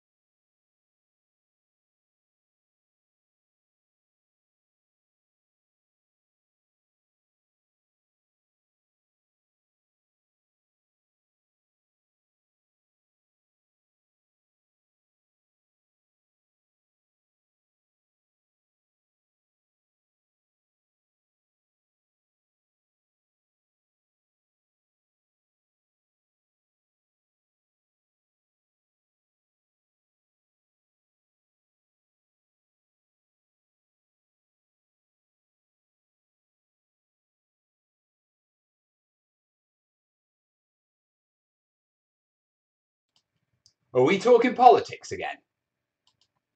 Really? Come on, crack that lot off. We don't need any of that. Right, where's my YouTube chat gone? Come on.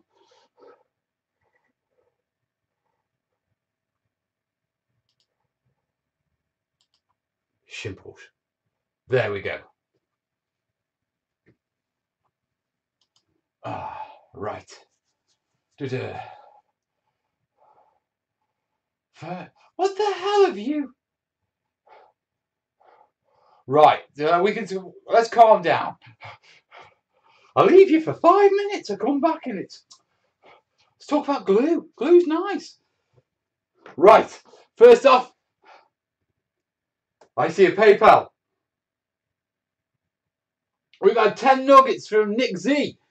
Again, dude, you're already on the screen. Let me double check. A little bit more for you. Thank you, buddy. Right, might as well put him on the screen again. And then I owe you guys a gopher dance. Get Nick on the screen again. There we go. Right, you know the drill on the gopher. Yeah, arms in, get her moving. Give you a little bit of the old gopher dance. I'm getting quite good at this. I'm teaching it, Corbin. Just paid. Oh, Dean's come in as well. That'll drop in a second. We'll do that in the next one. I'm getting out of rhythm. I need some music for this, don't I? I need some gopher dance music. There. Right. Gopher dance done.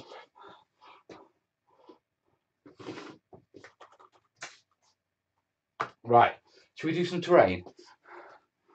Right. I need to.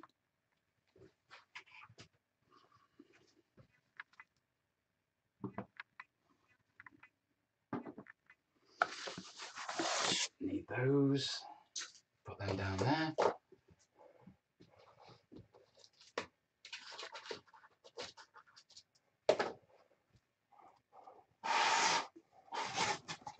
Right, is that straightened off? It was warped before.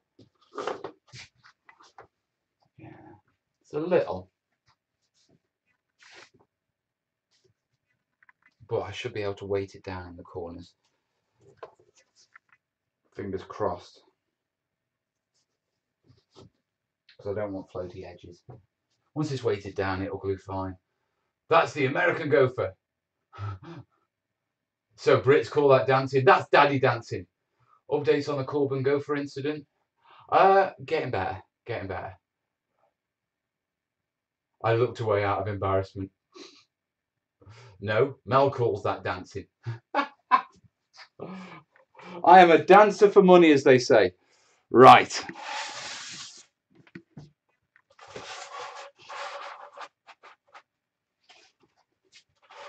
Is this another one that's short? It is. You bugger. How much is it short by? If it's short, we might as well just cut them straight off the back.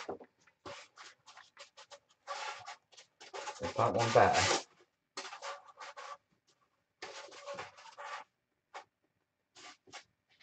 That one's perfect. So we'll go with that for the... Yeah, because this is going to get cut anyway. So, moving those up there, we need to put a cut down there. Then we need to do some designing. Mel is the Michael Flatley of Gopher Dance. Tina Turner has a song about that. I haven't heard Tina Turner in donkey's years. I'll have to move that paint off there. Otherwise I'm not going to be able to film. Right, so.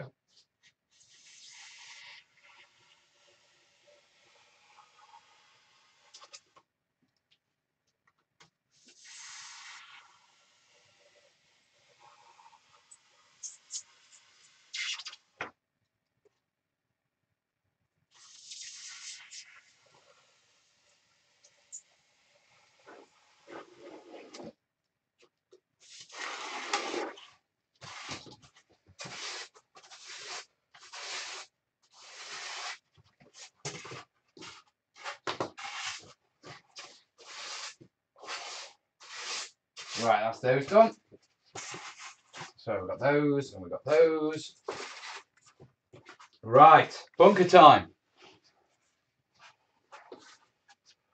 First thing that we really need to do is just get the the indents where we're going to do the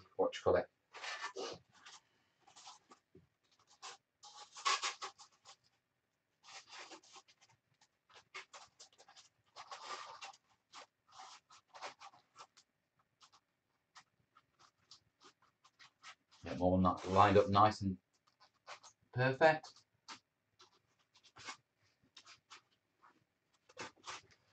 Follow that for a second. Did you know they dance like that? So if anyone from church walked by and saw, they wouldn't think they were dancing. Bitcoin?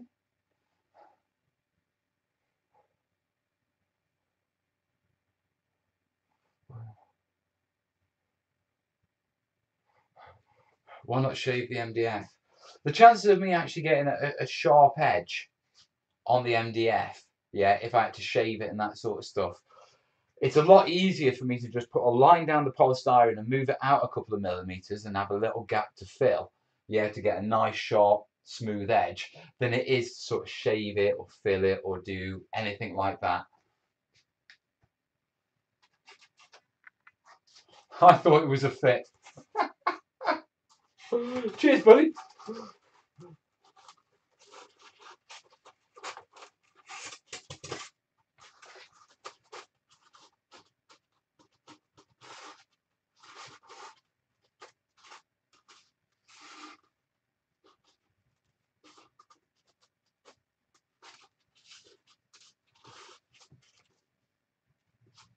Right. Now I just want to get it to the stage of where the basics with the trenches are first. Yeah, it'll make sense in a second, guys. Right. So that's right. Take it off the base.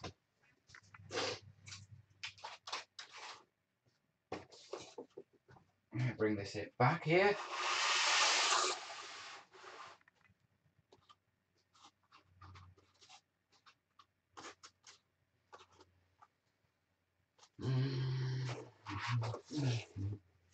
It's called a Caesar shuffle.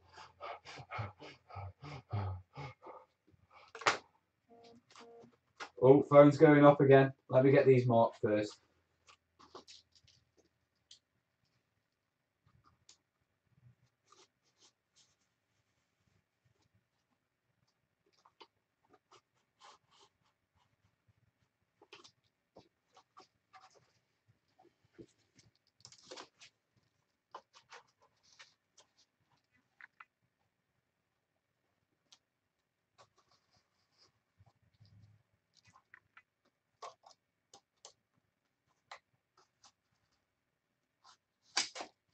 Watch your fingers, Bosicle.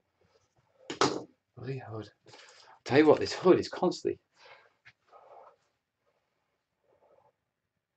I thought you touched a live wire for a second there.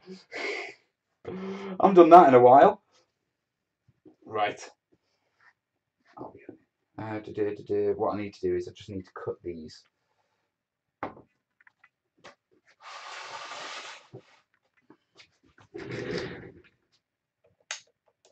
I'll jump onto that PayPal in a second. I think that's Odin. Right.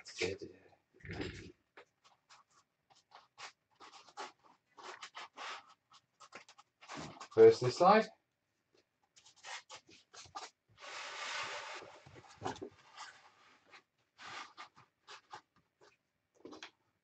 Right, switch it off.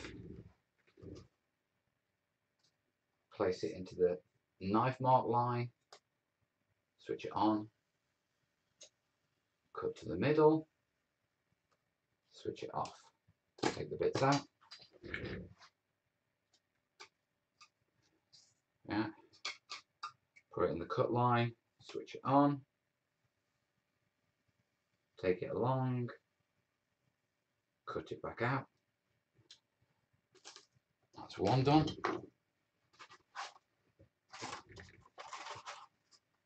Second set.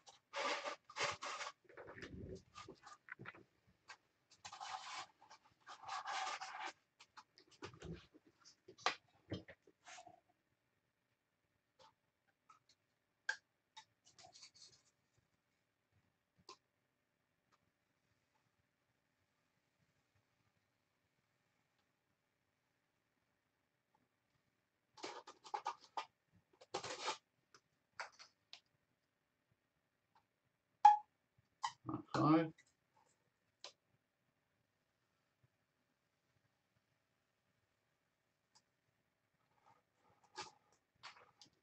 We need something different from a gopher dance, like the terrain tango.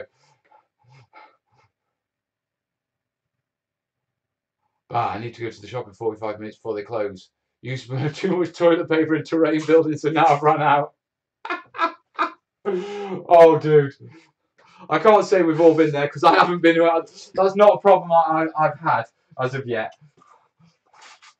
No doubt at some point in my terrain career it will crop up.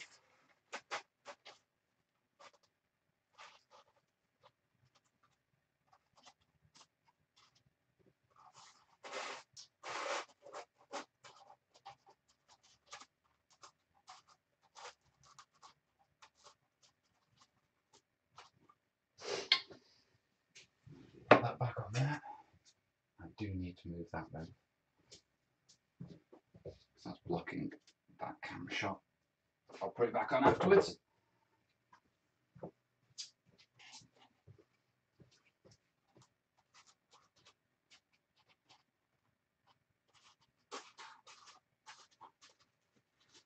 Yeah, so bring this across. Yeah. Whack it back onto that board so we know that it's square.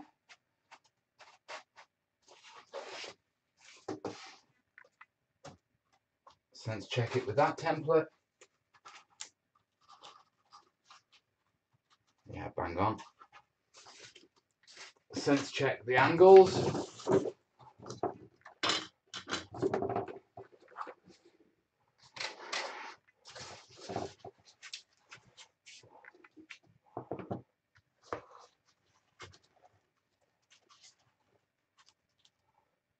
Yeah, that one works well.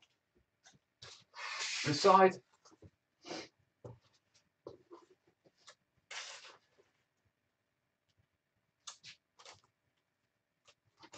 That one works well. There we go. Perfect. They line up nice. Okay, Mel, pain in the leg is getting jumpy. It's time. All right, Atul. Catch you later, buddy. PVA Ballot is actually the name of Mel's biography. Right, so. What's the best way of doing this?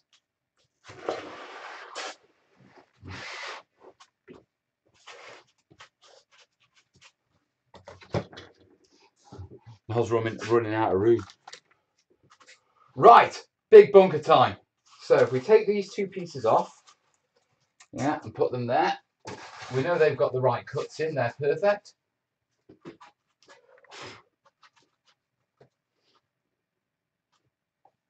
So what I do need to do is I just need a sense check of where about those trenches are. Yeah, just so I can track in, yeah, on this bottom piece. It's not so much for the for the actual trench, because I won't be cutting this bit out, but I need to know where the trench is so I can sort of figure out where the bunker needs to go.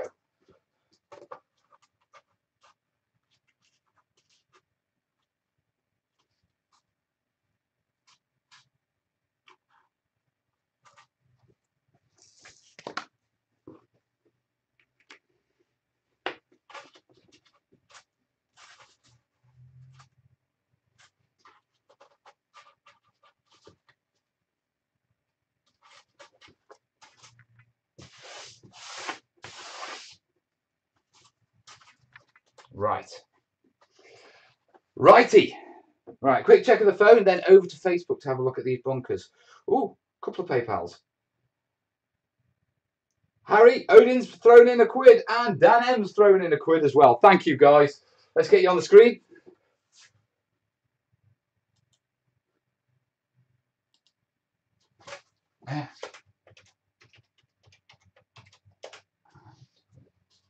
Yeah, Dan M. Nice one. Thank you, guys. Thanks for your support. Oh, might help if you actually clicked it, Bose.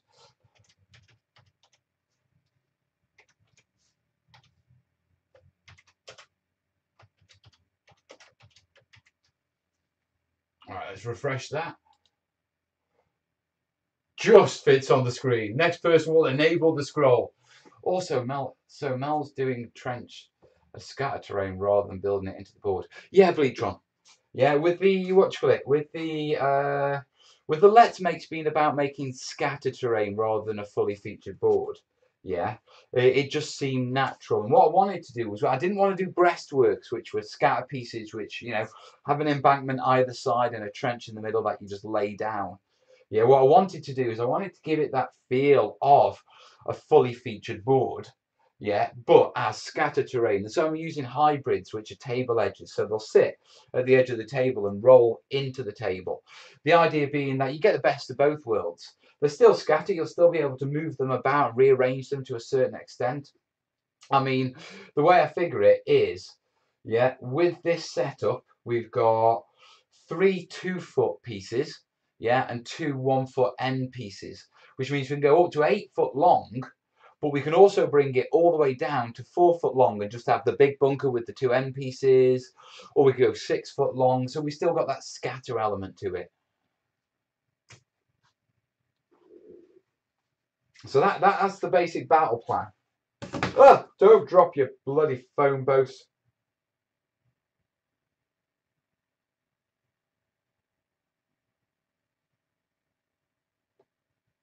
Right. Facebook. Terrainiacs.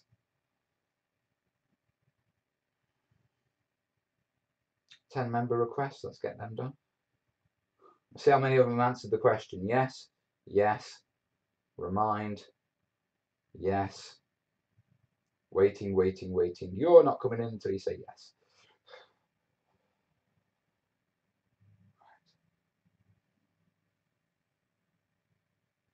Come on. Right, let's have a look at some of these pictures. See, that's the one I really like. I've seen that a few times.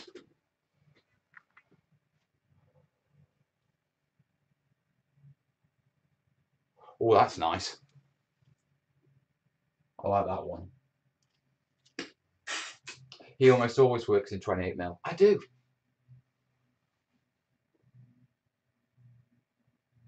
I'd love to do something like that, but that's a proper feature board. One of those watchtowers. Right. So I think what we need to do is decide on a naval gun emplacement. Yeah. So what I'll do is I'll move this up first. Yeah. Just mark those edges in.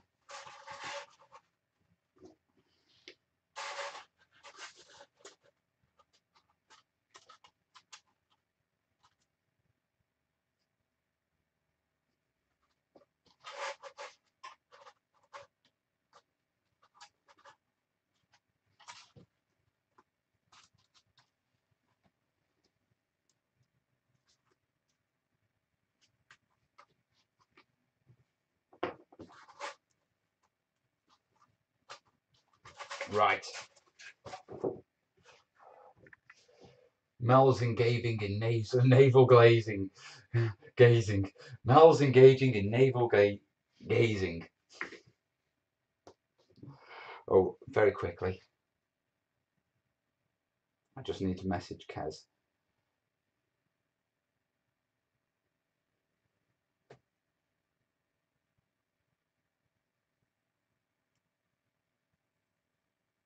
Come on.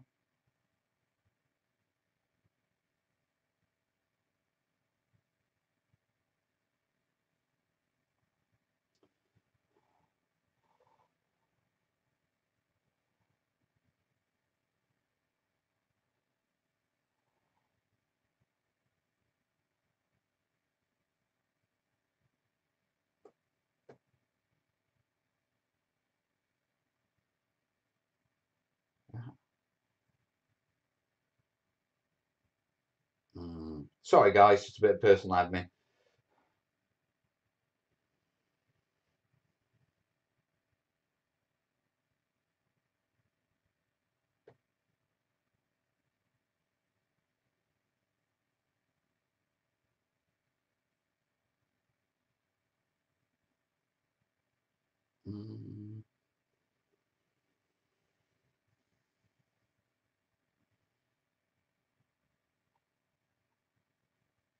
There you go. All sorted. Oh, family admin, eh? Right, so, yeah, we need to, let's get a pencil. Walking on polystyrene bits. I have this tendency, whenever I'm working, I throw my bits under the table. Yeah, and there's a massive pile of black polystyrene offcuts under my table. I keep catching it with my feet.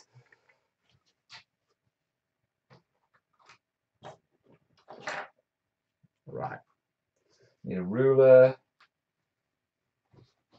So, naval gun emplacement, okay. Right, let's go down to the other screen for this.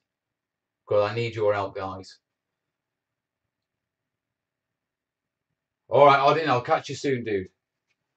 Right, got my piece, okay. Now, we don't need to put trenches on here as such, okay, because we've got plenty of trench systems. So we've pretty much got, I'd say, from a minimum of an inch in to an inch in, which means we've got 22 inches to play with. Lucky us. Okay. Now, the way that you design bunkers is you design them from, what you call it, you design them from the inside out when you're doing big bunkers. So, if we're going to put a naval gun in there, yeah, how much room do you think that we need on the inside in inches, please, as a square block? Yeah, assuming that the front is, you know, where the gun would stick out of, you know, and then the rest needs to be wide enough for the gun emplacement and the crew behind.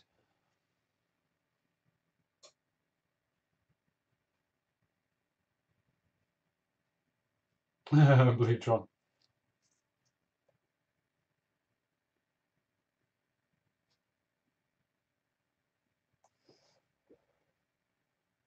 Oh, thanks, Seps. I'll jump on that in a second, mate. I just need to get this done first. So, 8-inch.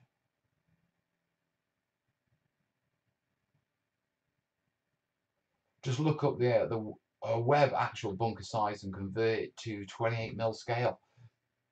Go on then. I mean, I can jump on and I can spend 15 minutes looking at a computer whilst you guys sit in the background, but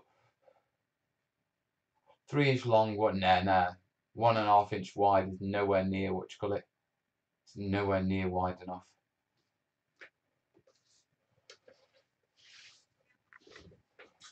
Right, we want to off-center it as well.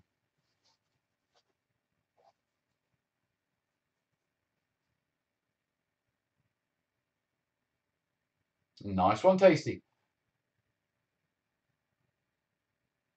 What bunker type number anyway? I don't know. We're just playing, trying to figure these things out.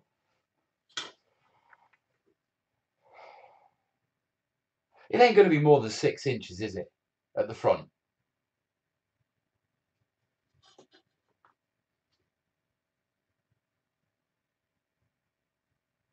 Now, if we're reaching in, ideally what we want is we want it sort of sloped, don't we? So 6 inches. Am I going to be able to get my hand in there okay? There's enough room to mess around with 6 inches. Now, if we slap that slap bang in the middle there, yeah, then we're going to creep out and we're going to lose what you call it. So what I'm going to do is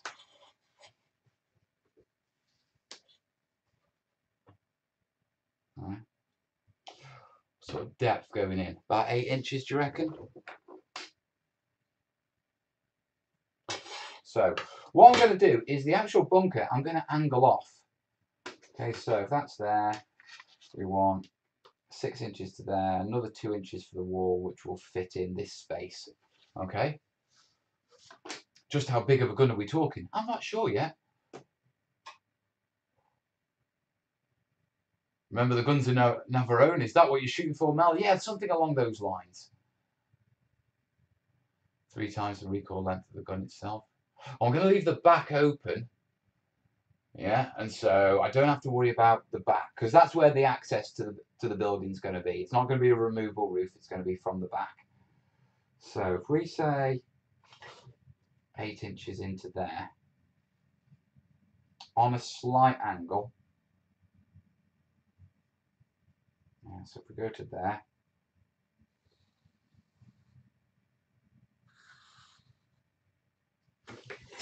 Yeah. Now, at the minute, I'm only doing a rough sketch. Yeah, the reason being is I just want to see how it fits on my space before, we take it any further. Now, we know it's going to be about 8 inches there. This is going to come back. Yeah, and there. Now we have a trench system here.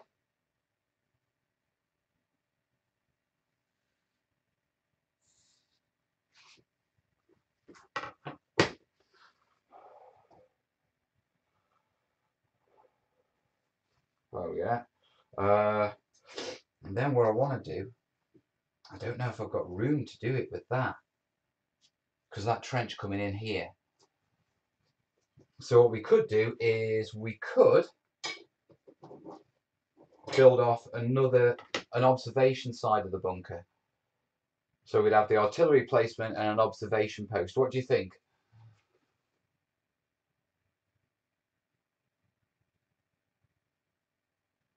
Because I don't think I can get an underground bunker. Or actually, I could. And I could make it part of that. So if we turn around and we say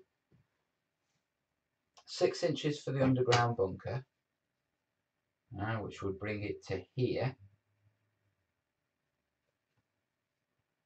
Now I don't need 6 inches because I only want 6 inches on the inside, and I've already got an inside wall, so I'd only need 7 inches.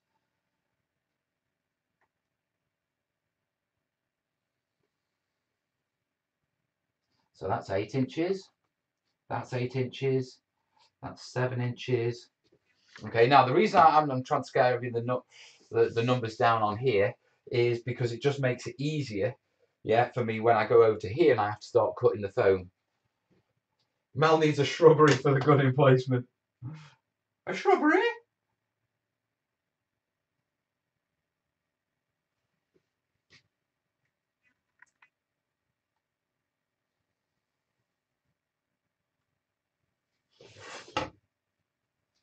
So we'll use that as the something, yeah, and so gun, bunker, still got the slope there. It'll be a nice gentle slope because of how it's shaped, yeah, and then we've still got the trench that comes in.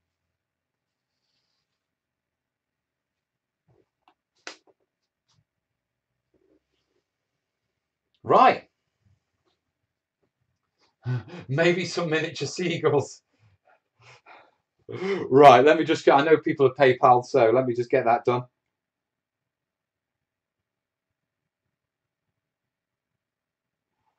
Just let me reply to Kez.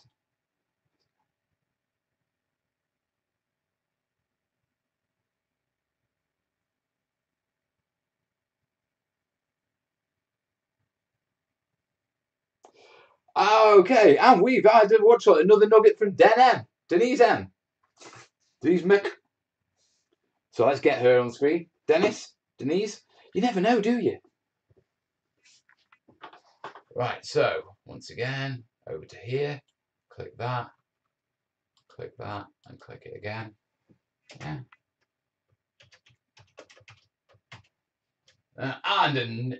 Yeah, that's right. And enable scroll. There we go. Thank you, Denise. Dennis, I'm not sure. Let me know in the comments, eh? It's septic. Thank you, buddy. Right. So now we need to translate this basically onto this. So if we come down to there, we're going at roughly that angle, and it is an 8-inch line.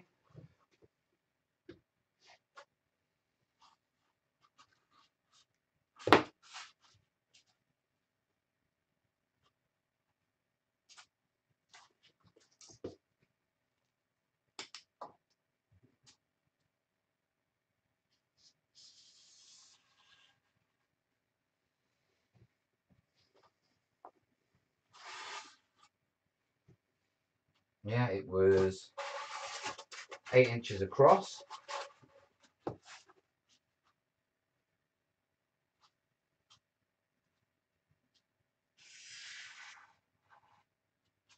Yeah. Drop that line back down.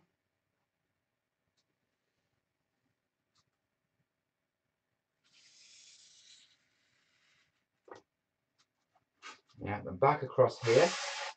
Yeah, we need a 7-inch line there.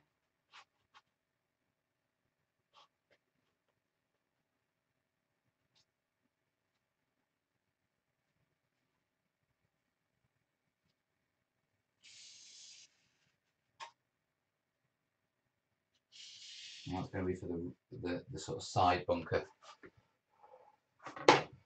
which will sort of put the guns pointing off in that direction.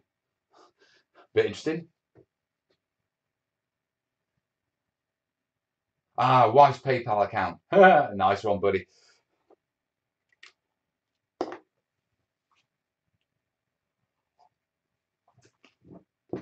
Barbie girl, bloody hell, it's been a while since. That's not another PayPal, is it? No, that's the one we've just done. Right. So I have to do some filming now. Yeah.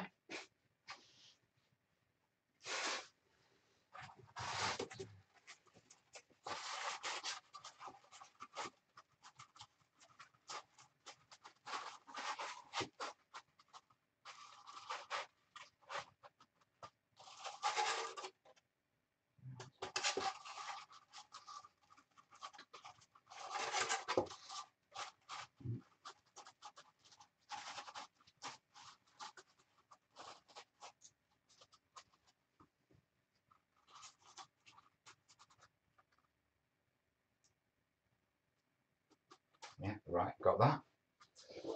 So, a bit of filming time. I'll make that keyboard.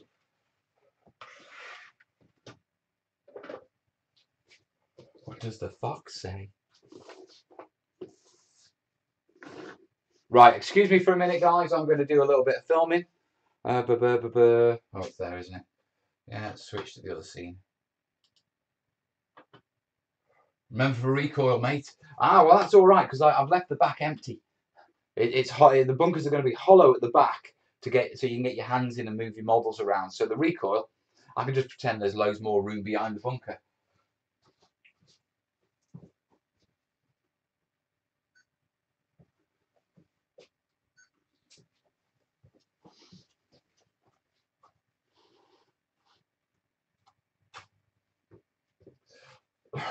Right, okay.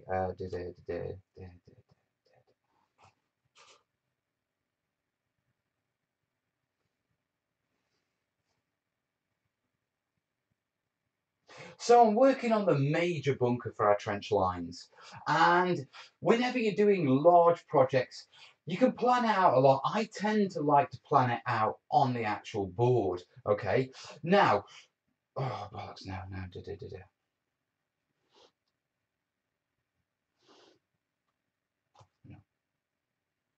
So with working on this special feature for our trench systems, yeah, I've sort of skipped ahead a little bit. Yeah, so that's why it's important that you go back and you have a look at the basic trench videos first, yeah, before sort of following this one along for this big bunker build. Okay. It just makes it a bit easier with me not having to repeat things. So if we come down here, you can see I've got my block of polystyrene again, and to tell you where the stage is at, the MDF has been all measured, cut, sanded, beveled. Yeah, the polystyrene sheets have been cut. You'll notice slice down there. I'm planning on cutting a large area out here and beveling it, so they're not an issue, but it just means I can bring these edges up nice and flat by just extending them out a bit. Now, the important thing to notice is one, none of this is glued down yet, and two, yeah, I've already put in my little recesses for my trenches. Now, this is important because, yeah, it needs to be modular. So I need to get these in before I do anything else. And as you can see, they line up perfectly because we used that cardboard template. So we've got our little trench ends, but what are we going to build in the middle of it? Okay, so let's take a look. But lift these off, yeah, and show you that. Yeah, you can see where we've just been exploring on the live stream, yeah, about different sizes and that sort of stuff. And the idea is we're going to have a main bunker house here, yeah, with a naval gun in it, and we've got what you call it, sort of a side command bunker there. Now you can see the lines going in from the trenches, okay, to get access to these buildings, and then on top of that, yeah, you can see it's slightly kilted off.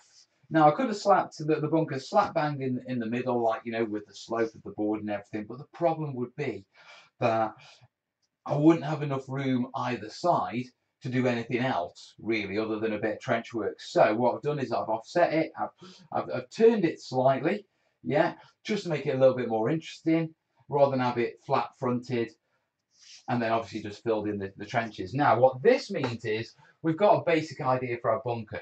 Now, the way I do my bunkers is I start with how much room do I need on the inside, how thick are the walls, and that will give me the basic shape I need to cut out because it's going to be embedded in our hillside. So, my next job, okay, is I take those one side. Yeah, I've already marked out, yeah, on this board where these bunkers need to go on this board. So the next job is dead simple. I need to get my hot wire cutter out. I need to cut this out, yeah, and then I need to do the same and just build it up in layers by simply getting a layer, dropping this on top of one of these layers, so like that, yeah, and once this is cut out, it will give me a template so I can draw on the next layer underneath and the next layer underneath, and that's how I'm basically going to cut this shape out of this block. Okay, so crack it on time. How was that?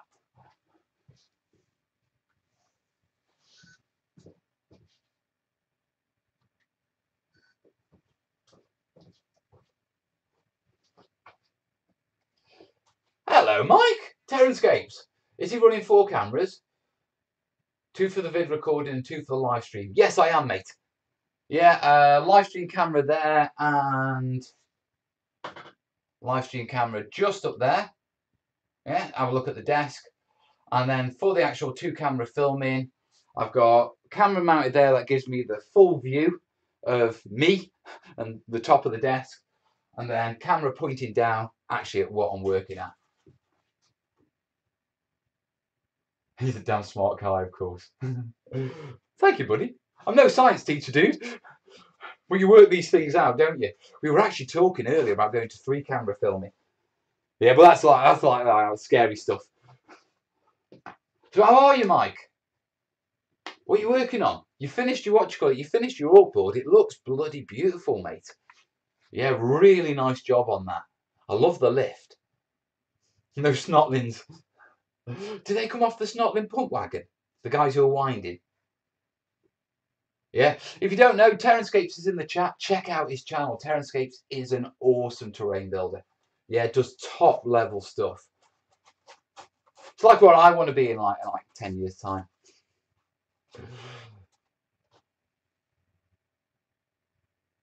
Well, just getting my act together for the next project. Can you tell us? Go on, Mike. What's your next project, dude? Snotlings were from a variety of sources. Yeah, Jez is saying the artboard was fab. I thought it was brilliant. Right, I'm going to have to do this in incrementals, aren't I? What's the best way of doing it? Probably like that. I'm starting to realise my desk isn't big enough. I'm going rogue now. No commissions. What do you mean, mate? No commissions? I understand. I mean, we've both had our ups and downs with the old commission malarkey. Yeah, so doing something for yourself. Oh, dude, what are you doing?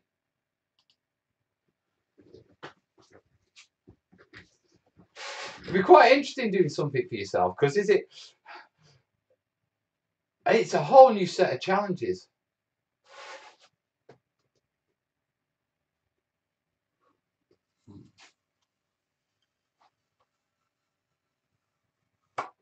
If you're wondering what I'm doing, guys, because the depth of my cutter is only about 3 inches and I need to go 7 inches in, I'm basically cutting out roughly, yeah, the area on the inside, and then once I've got room to actually maneuver my cutter on the inside of it, I'll go in and I'll And I'll start sharpening things up and that sort of stuff. And there's a little tip for you. If you want quick cutting with one of these, move your hot wire cutter up and down.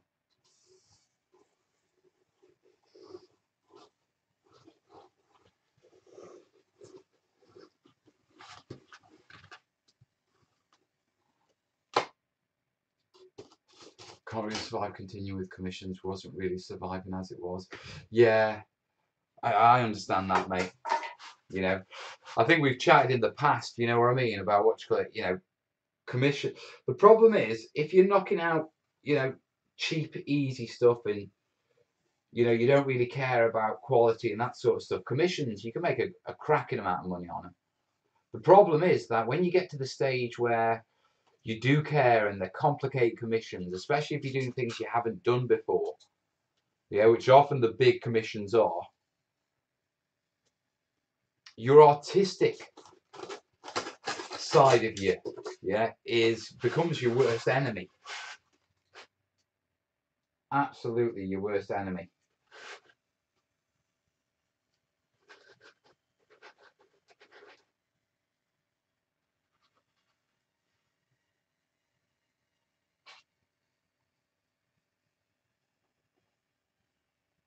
Oh, I've screwed up there. That's all right. It'll be behind a wall. No one will see it.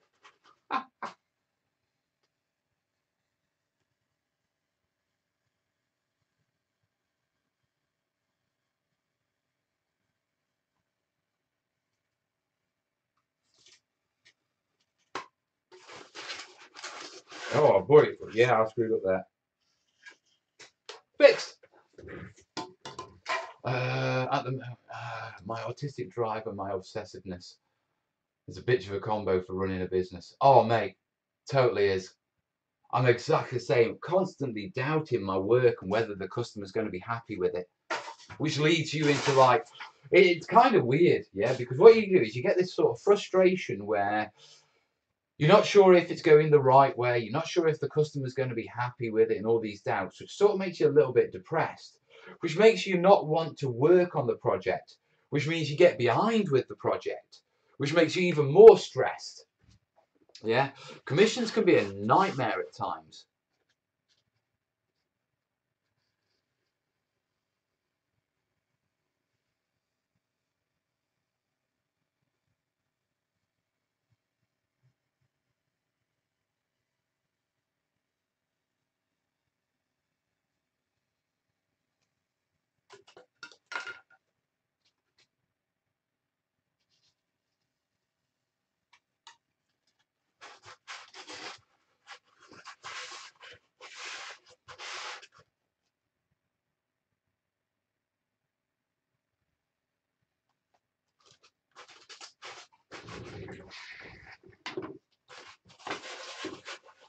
Right, so one done. It's about patience and practice. For what game are you making the trench? I don't know yet. I'm just making the trench. I generally don't worry about the game side of it for some weird reason. I know I should, okay, but I don't. It's bizarre, I know. We all need managers. I've got a couple. I've got Jace managing me on one side, Kerry on the other. Hey, how do you guys highlight my name? You put an @ symbol at the front of it, mate. If you put an @ symbol, then it goes directly to the person and it highlights their name.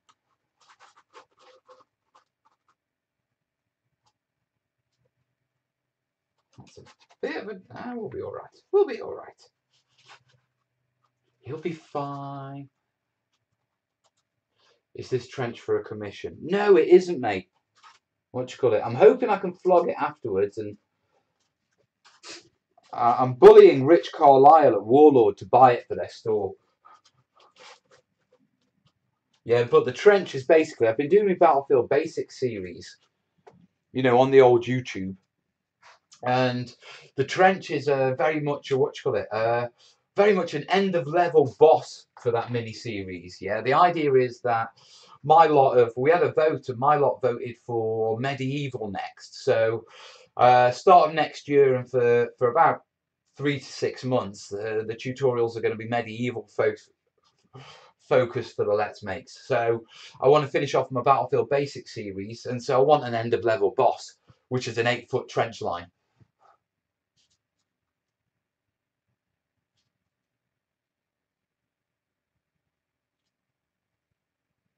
So draw that one out. Draw that out. Draw that out. Draw that out.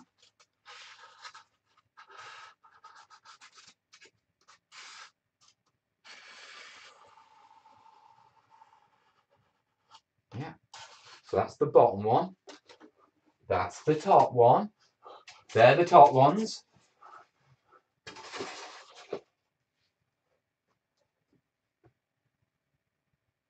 Is that expanded you're working with? Yes, it is, mate. Have I got an off cut? Yeah, there you go. It's high density expanded. So it is the bobbly stuff, as you can tell. Okay. Yeah, but it's high density. So if I get 1 second.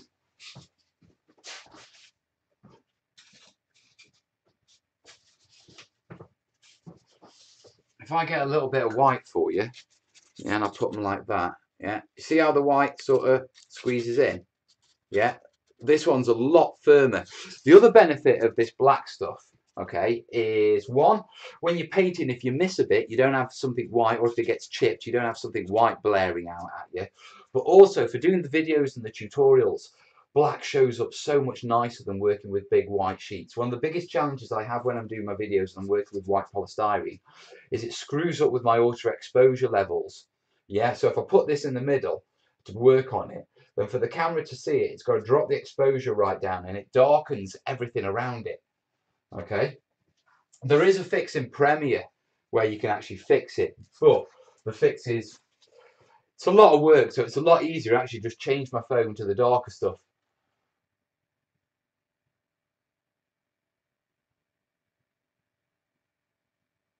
I'd be interested in how the sale after the fact. I'll be doing something similar with my new work, a different market, but see how it goes.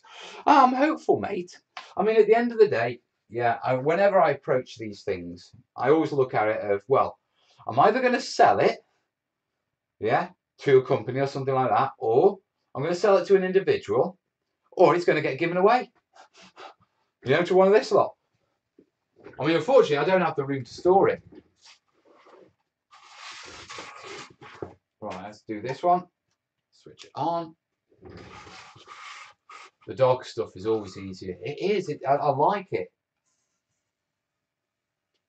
I think compared to the white polystyrene that I usually use, this dark stuff is about, I think for 8 sheets, yeah, at 28 millimeters thick a sheet, which is an inch.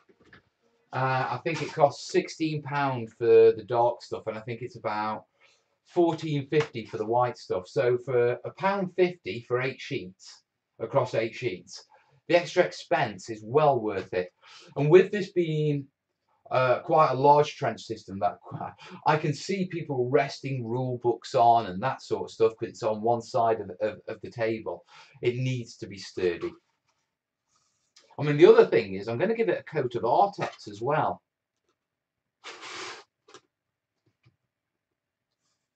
Yeah, because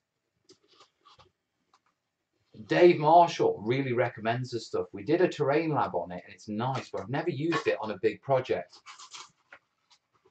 I just like the pop sounds it makes when it cuts through at the end. Pop.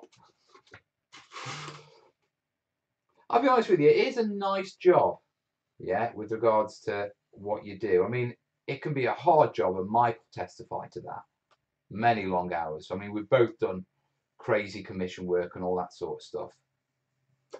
But at the same time, it is nice to craft for a living. I do the YouTube stuff and all that sort of stuff as well.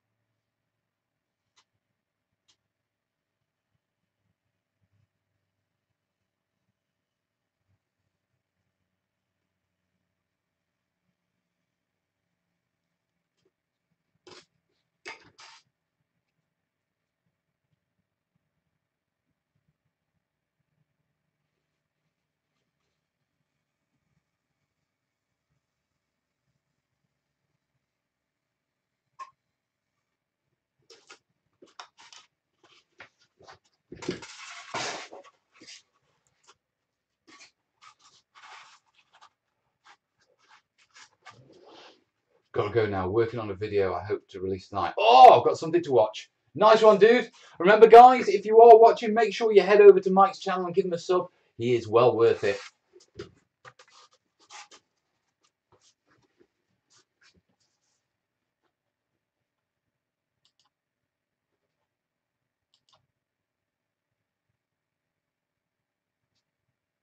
Oh, I forgot. I've been meaning to mention kudos on breaking 70k subs. Out of this world.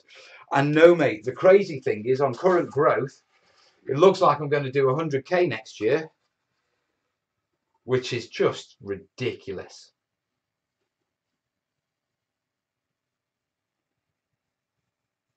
I've already started planning a massive giveaway. I bullied Foreground. Well, actually, I didn't bully him. I said, do you fancy being part of the giveaway? And they were like, right, well, what do you want to give away? And I said, well, let's do a voucher rather than a kit, because, you know, vouchers are more useful to people. Yeah, and it's easier to ship. And then they just turn around and they're like, well, £500 do. I'm like, yeah, that'll do, mate. So there's a £500 voucher for Foreground coming when I hit 100k.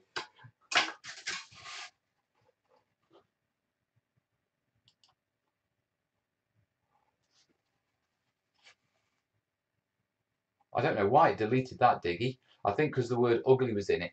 Yes, I will get one of those ugly buttons from YouTube for hitting 100k. I think it takes, from what I've heard, it takes about a year to get to you.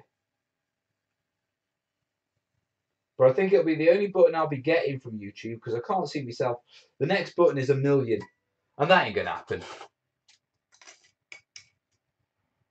Right, catch you later, Mike. And thank you, buddy.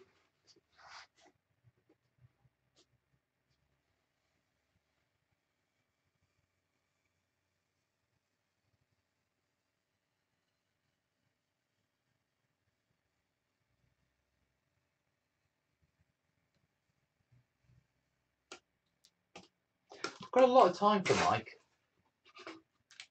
Yeah, in all honesty. When I first came to YouTube, I mean, really, genuinely, if you like terrain, you should follow his channel. Yeah, when I first came to YouTube, yeah, Mike was... I hope he doesn't hear this. Yeah, but he was one of the dinosaurs. One of the big guys, do you know what I mean? I mean, I think he was close to 20,000 subs, or I think he was just over 20,000 subs. And I can remember looking at it and thinking, I'm never going to get anywhere near that. Never anywhere near. Yeah. And he was the only one of the,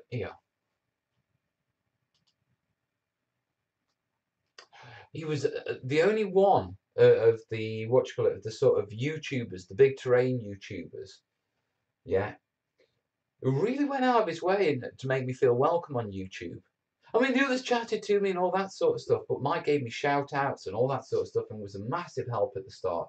So I've always got time for him. Yeah. And on top of that, his terrain is top notch. You know what I mean? Then again, he spends 6 months on commissions. Can you imagine spending 6 months on a commission?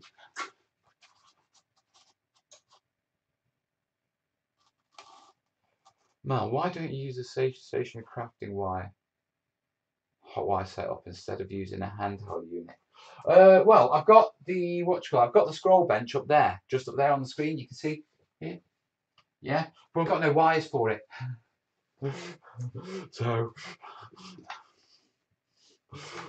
at some point I broke my last wire. I didn't realise I didn't have any wires, and I never got round to ordering any more. So I started on this project. I got it out, and it was like, no, no, no. Oh, bugger.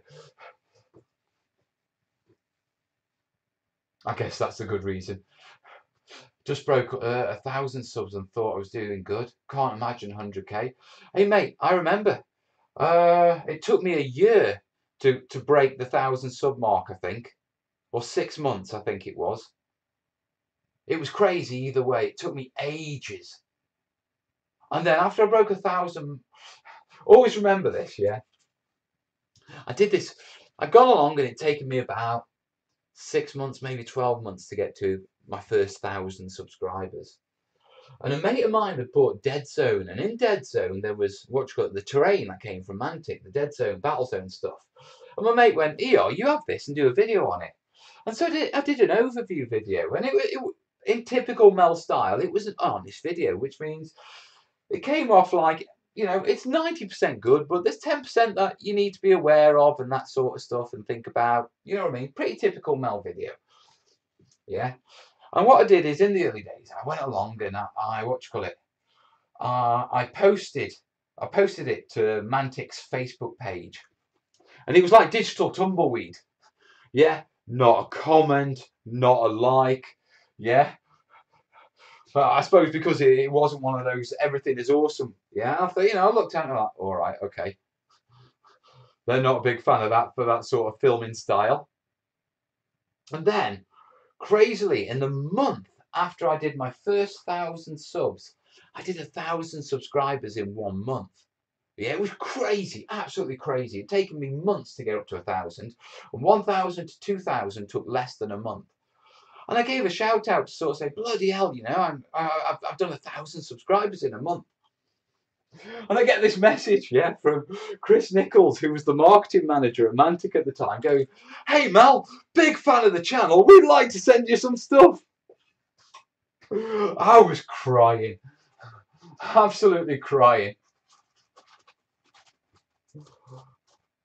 Oh my God, now I'm going to be inspired by the dark side as well. Thank you very much for inspiring me to make a diorama. What's the dark side? Is this going to be World War I or World War II? I don't know. Stop asking me questions like that. They're challenging.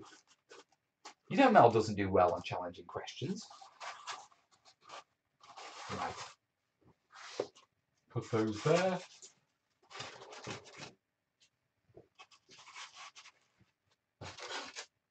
Oh no, it's those I need. I need to put those there. How much longer? How much longer for what, mate?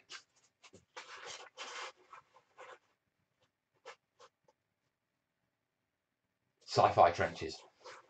How much longer till I know what the trenches will be for?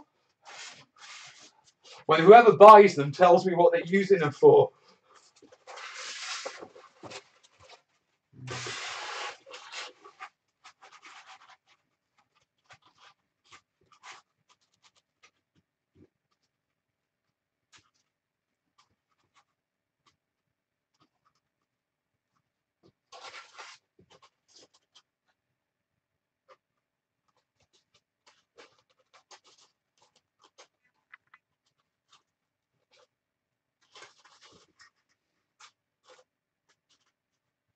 Got to get this right. Otherwise we're screwed. Well and truly screwed. Feed is good here. Definitely need to check with your ISP. Your stream is lagging quite a bit at the moment. But Sparky's saying the feed is good there.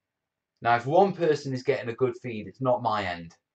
Okay? Because if one person can get a good feed, there's obviously a good feed coming from me. If everyone was saying it. How much longer for today's show? Well, we're on 9 o'clock now.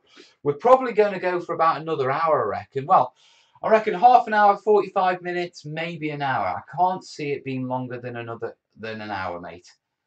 Yeah? But yeah, when it comes to alien trenches, yeah. If aliens had naval gun emplacements.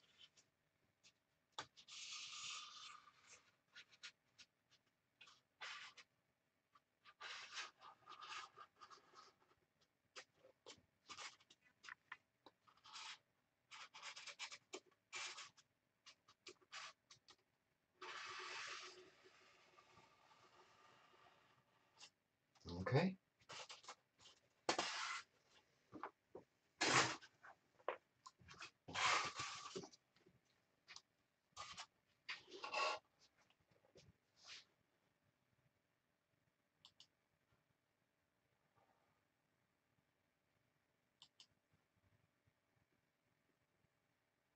Now that I've said that, it's started buffering a bit. It's not my side, guys. I mean, genuinely, what you call it? The computer is telling me that my stream health and everything has been great the whole way through this. So I was like, sorry, it's YouTube. Is something going on? Is there an event going on that could be hammering their, what you call it? Their what you call it? Their live streaming servers. Generics Greenfield siege trenches. Yeah! It is the Battlefield Basics video, so generic seems to, you know what I mean, work well.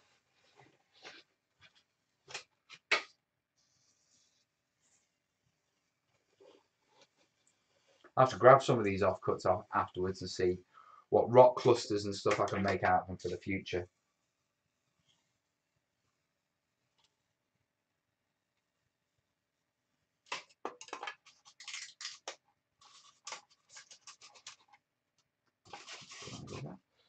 Right, and then cut out the bulk on this one. In fact, it's probably easier if I just use a blade on this, because it's just 2 short lines.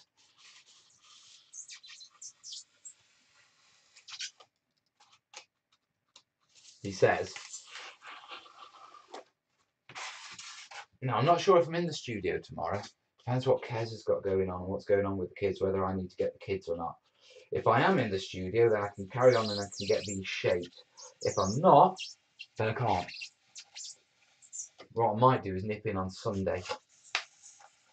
Otherwise, it's back and roll over to Monday to finish them off. And finish them off next week, just in time for Crimbo. So you guys got a couple of videos to watch over Christmas while I sit up and try and get the videos for January done. Right, let's cut this off.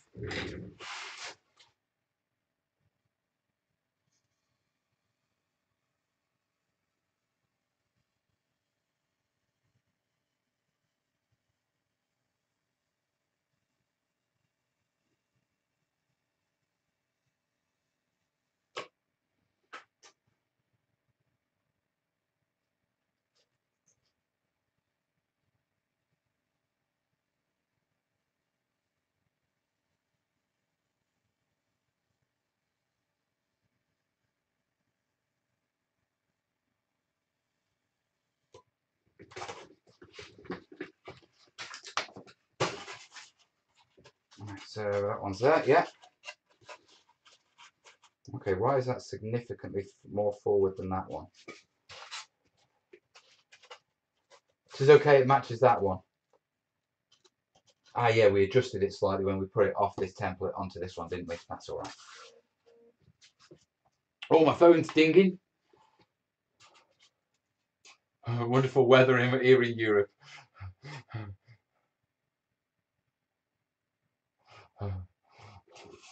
Come on, let's drop the politics, guys.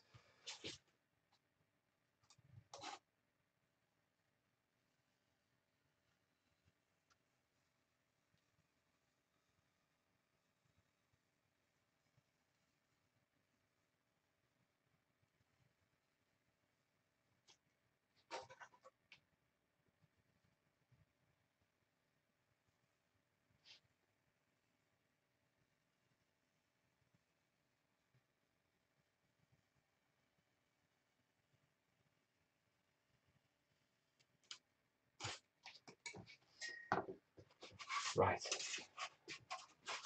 That one's there. Yeah. That's the bottom. That one goes on there. That's it. No, that's underneath.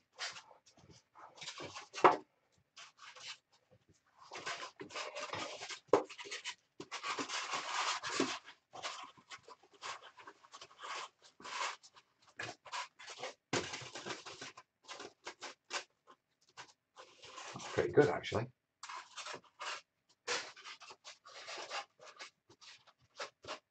Okay, slight creep there, but I can go in with a blade afterwards and clean that up. Yeah, and then this side.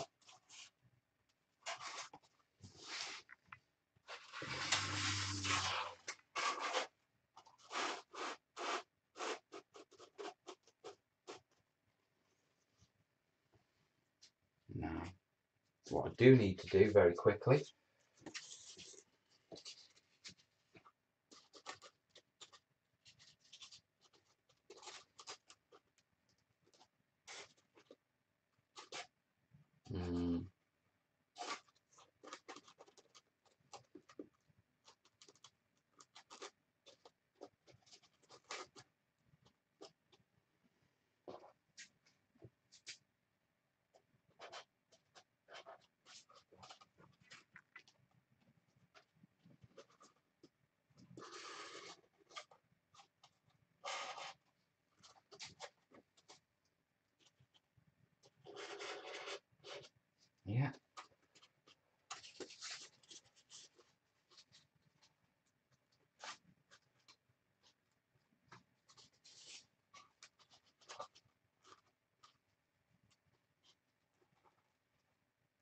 Can anyone guess what I'm doing?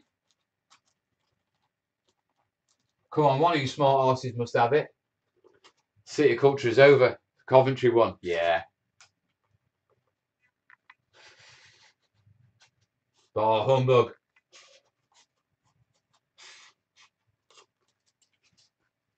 Yeah, I like that. That'll work.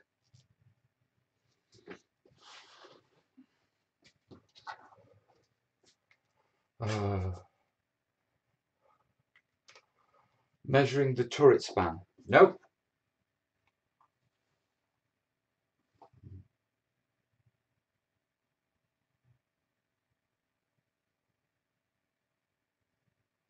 It was.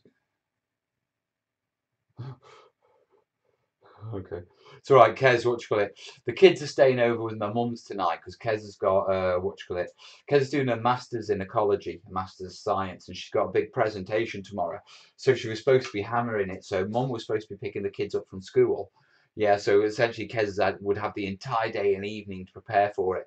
Mum's picked the kids up from school and come round our house for 4 hours.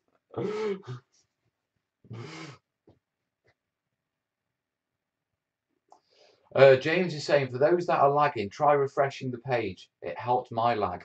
Give it a go, guys.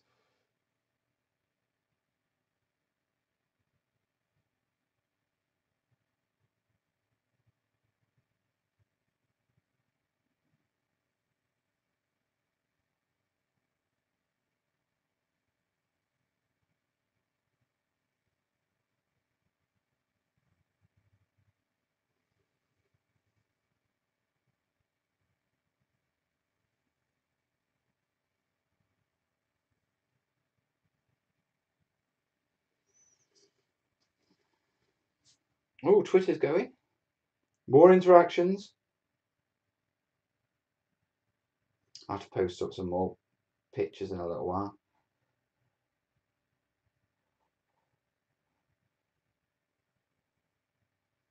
Before bed, I think.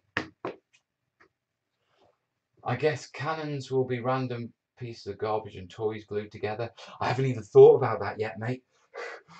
I know it's awful. I just haven't thought about it. Right, what I need to do is I need to cut that out of all of them. And I need to clean up this edge. So how am I going to do that? I'm going to slide that up to there. I'm going to pull this down to here. I'm going to hold that to there. Double check that they are all still lined up. I'm going to hold that there. Come around here. And for the love of God, hope I do this right.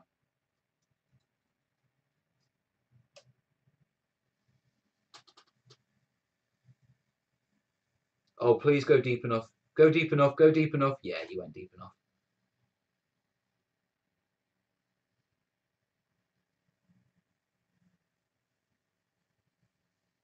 I just didn't have the length to reach where I needed to reach then.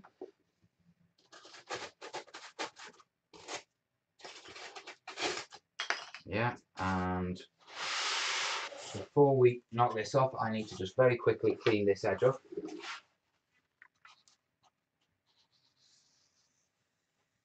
Oh, that's rub. No, forget that. We'll do it with a blade. I can't get it neat enough.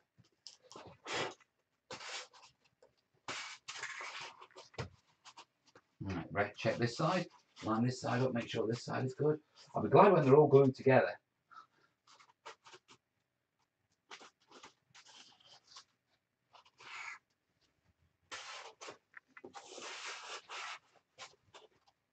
Yeah, and then, yeah, that's what we need to do in it. Silly boy bows. Yeah. White tool round here. Off.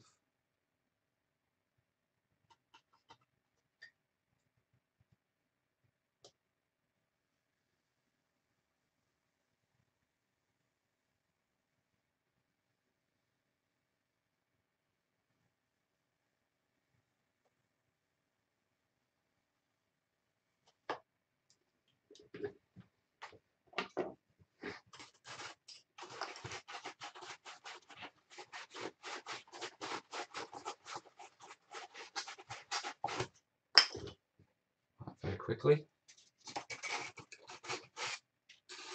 Yeah. So that bit's done. Pretty big base for a palm tree. Bugger off. Alright, catch you later, Will. When will these trench videos start turning up on the channel? Probably, yeah, you'll probably start seeing the first one just before Christmas Eve. Yeah, I'll be honest with you, the idea behind the trench videos is, yeah, the trench videos, there's probably going to be about 3 videos, yeah? Basic trench construction and decorating, and then a little video on building the big bunker, okay?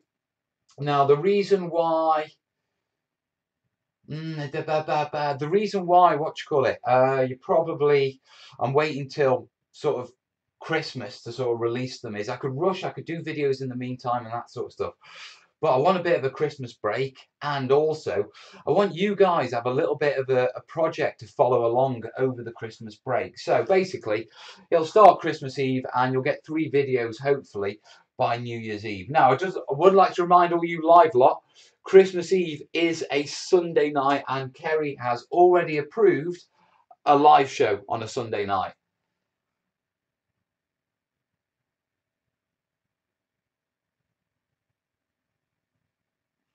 Because asking what time I'm back.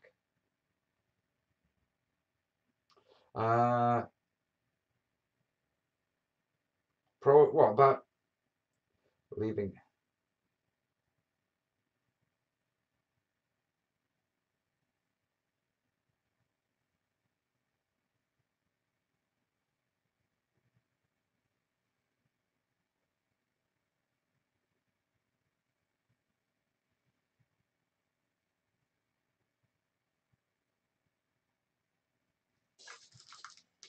All right. Right, next job. I need to cut these trenches out. I'll be working Christmas Eve. Oh, good to dude. Technically, so will I. Sorry, I know it's not the same, guys. Right, so we need to cut these trenches out and bring them in line with the bunker. So let's draw some lines.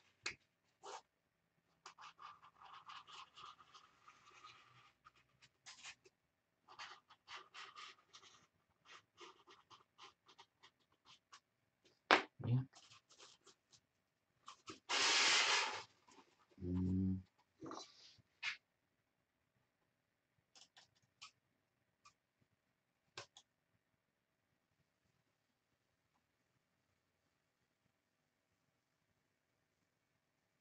I can always clean the edges up afterwards. I just need to get the basic cuts done.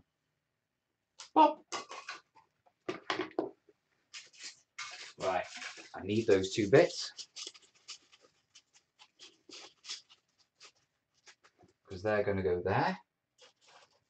Oh, that's a bit of a bump, but we'll fix it up afterwards.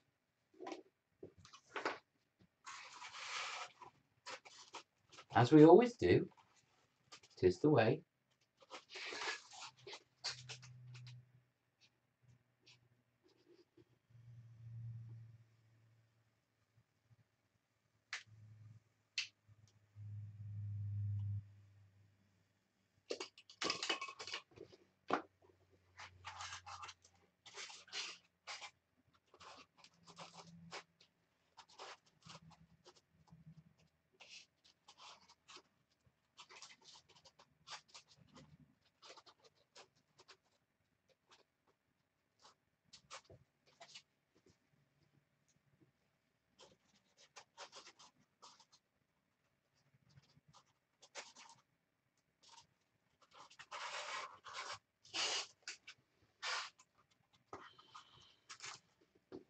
Right, this one. We bring this round to there, to the side, to the corner of the bunker.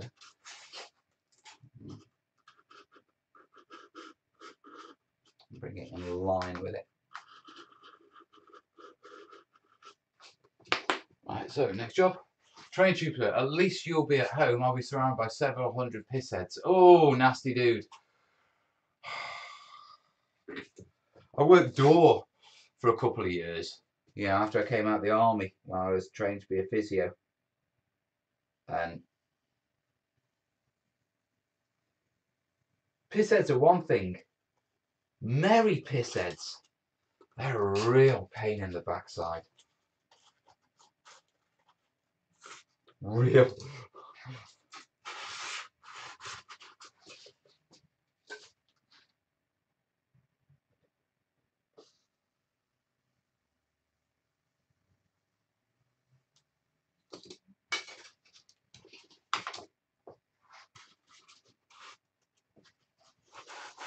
I believe all our basic cuts are done.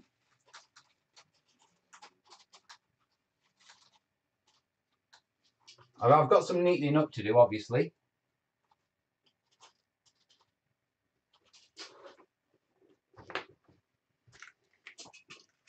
And I'm not quite sure how the front of it is going to lay out just yet.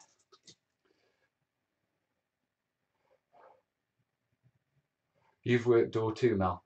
What we don't do with money. Yeah, what you call it. It was an easy job to get. I had a mate who was working door. I came out of the army. It was long before they started regulating everyone and having doormen having to do courses. If you wanted to be security, you just basically went and you worked as a bouncer. Yeah. I mean, I had a bit of trouble like you always do. And I think the worst thing of it all, yeah, drunk women. Drunk women coming onto you. Nothing bloody worse. Mel, what unit were you in? I was RAMC, mate. I was medic.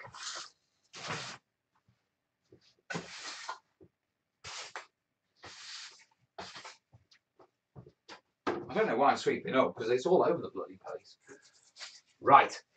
Now, I need to do a little bit of filming. So, yeah, perhaps that day they were doing reenactment. Oh, people are talking tents, jousting tents. Oh, you on about tents, are you? Again? Right, let me bring this over here.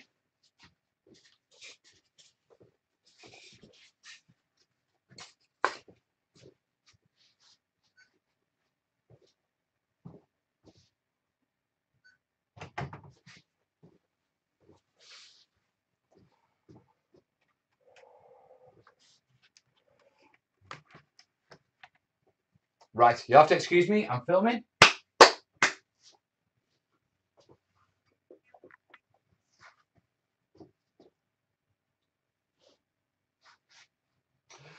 So I've got all my basic cutouts done, and if you have a look down here, you can see, where's it gone? It's all empty. Now what you're actually seeing here is what I've done is I've removed all the foam that I want to build my bunkers into. And that includes the walls and all that sort of point. You notice I've got two sort of like off runs here. You know the front of the bunkers where they have the flanking walls? They're going to insert into there. And the reason that they're cut so deep is, as remember, this is all going to get beveled down. Okay, but no matter how it gets beveled down, I need to make sure that there's a cut in there so I can come along and, yeah, obviously it's a broken bit, but I can stick my flanking wall in and I know it'll go all the way down to the bottom and fit flat. Now this is important because I need to build walls up on this, so I don't need it undulating, I need it perfectly flat, which is why I've gone straight down to the MDF. Okay, now we've got the trenches in. This trench is going to come into this bunker here, and once it's all glued down, we'll carve that out of it and lower it down into the bunker, so it's a slope downwards. Yeah, same on this side, and this is where the main artillery gun's going to be. Now my next job is I need to glue it up, and that means me good old polyvinyl acetate. Now I'm going to be doing the spotting method exactly the same as I did on the other trenches, guys. Okay, and then once that's done, what I'll be doing is I'll be putting it on top of the other trench pieces that I've got over here. Yeah, as you can see, and they've got cans on, weighting them all down, holding them all down while there's still a block to make sure all those layers glue. You see, if I carve the slope, yeah, I wouldn't be able to put anything flat on it to make sure they all press down. So at this stage, get it all stick down, then come in, do my carving and shape it into a nice gentle slope. So, PVA time. Time to crack on. I need to calm down saying crack on. it's getting a tad excessive. I don't notice until until I get to watch it. I get to edit the video, and it's like, dude, you said crack on after before every transition.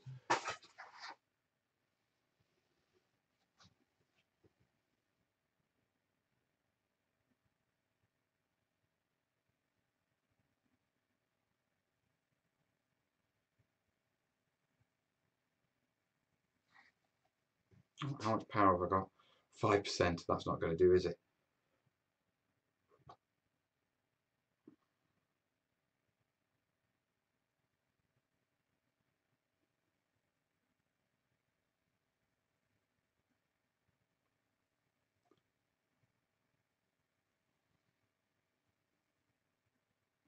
Kez telling me, if you're on your way home tonight, yeah, can you pick up a kebab for your tea? Looks like I'm having kebab for me tea. I think I'm going to call it. I'm getting 3 words and 30 seconds of buffering. Oh, surreal. Don't worry. I mean, I'm going to be wrapping it up after I finish gluing this, so I'm probably going to be on my way in 10 minutes anyway, mate. Don't forget that photos. Don't forget to that photos, Mel. Don't forget to photo that, Mel. Is that what you're saying? Right. I want to lay out the trench lines. Yeah, that's one of the jobs I do want to do. So very quickly, pull that out of there because I'm done with that for now. There'll be more hot wire cutting later, no doubt. Yeah, but I need room on my table. Because my table is 6 foot and the trenches are 8 foot. I need a bigger table. I need a bigger studio.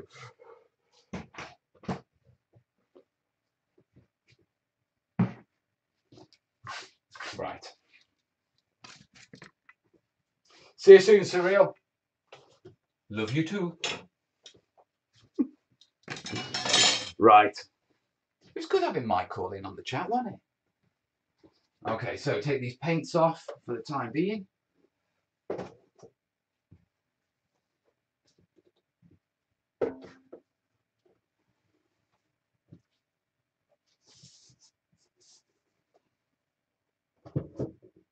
So we'll lay it out, then we'll get them ready back for painting. So I've got to be really careful that I don't lift these up or knacker the PVA or move them, you know what I mean? So we've got that one.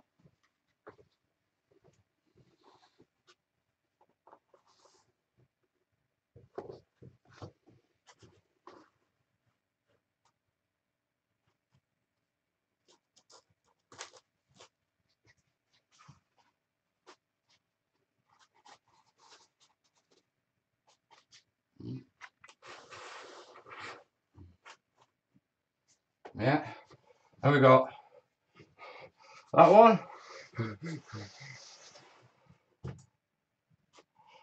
Yeah, I'm gonna have to twist these round a bit, I think.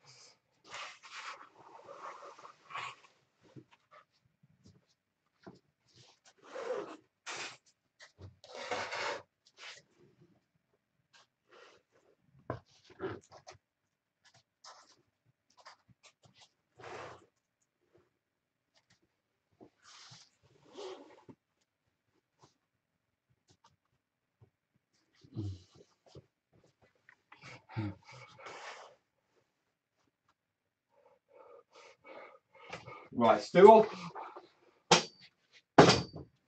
and paint tub. Can't believe I'm doing it this way. Oh, don't break your back, folks.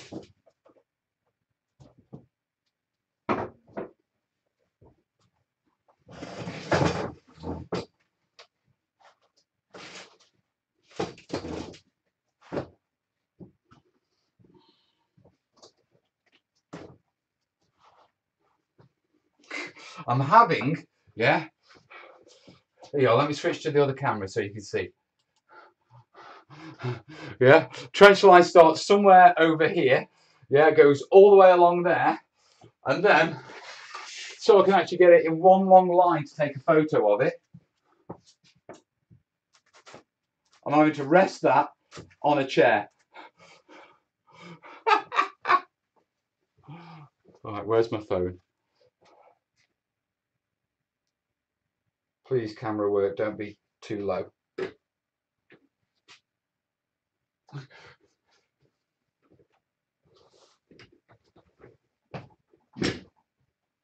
If you're wondering, I'm standing on my desk right now, trying to get a shot of this, and everything is wobbling like crazy.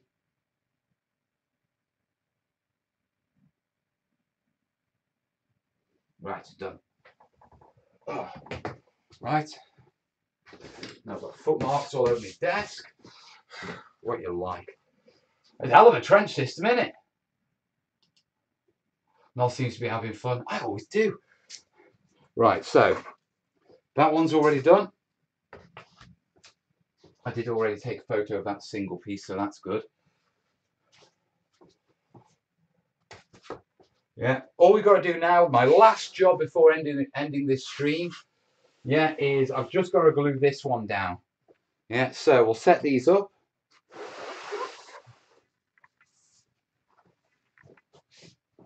Ready for weighting them down for gluing.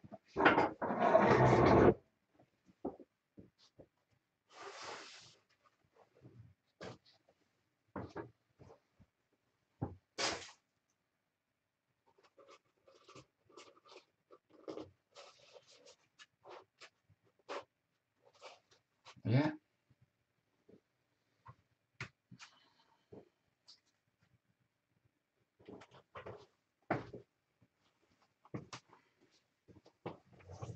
And then, right, just need to glue this one now.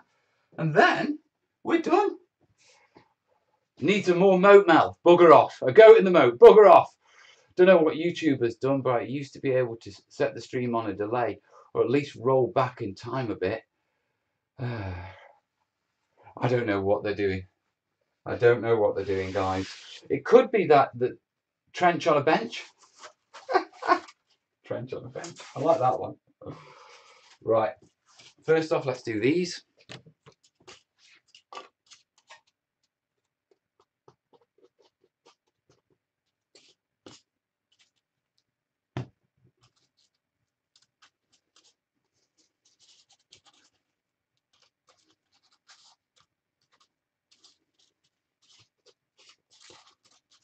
Yeah, that one's done. Next one.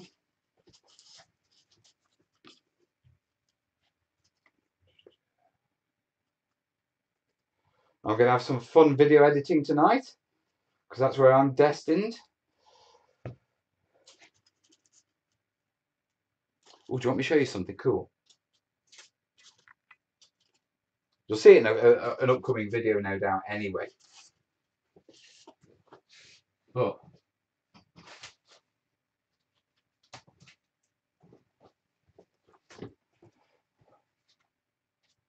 river piece. Gotta love silicone, haven't you?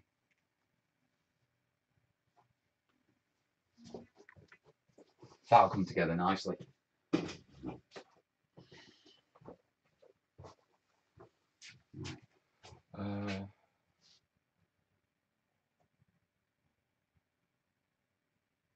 That cares? No. Put my phone on charge a bit, get a bit of charge for the journey home. I don't know where I'm going to get a kebab at this time of night. Challenges, challenges, eh? Right.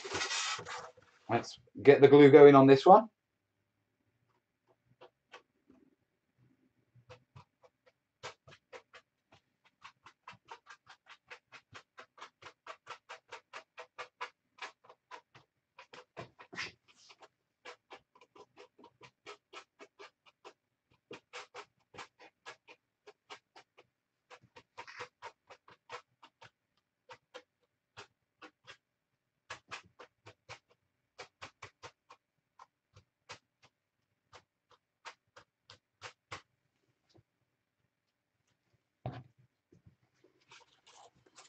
Now, don't drop it this time, Bose.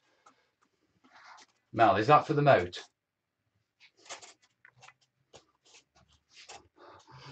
Looks like art, doesn't it? It's a constellation. Guess what it is? The constellation bunker. So line that up there. Need to give it a good press down so it doesn't glide about. I've got a bit of warping on this board, but I reckon once it's pressed down, it'll be fine.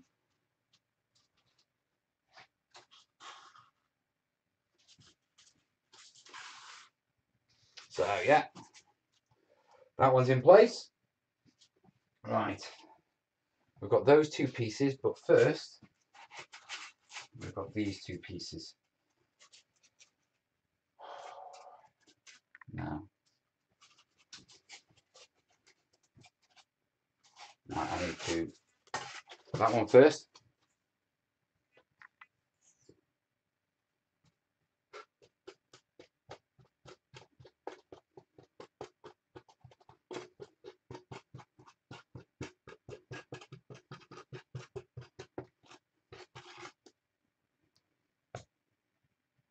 Cover everything I needed to cover.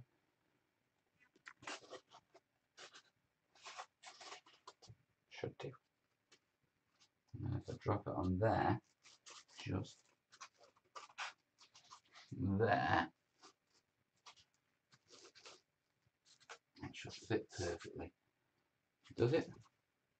Does it?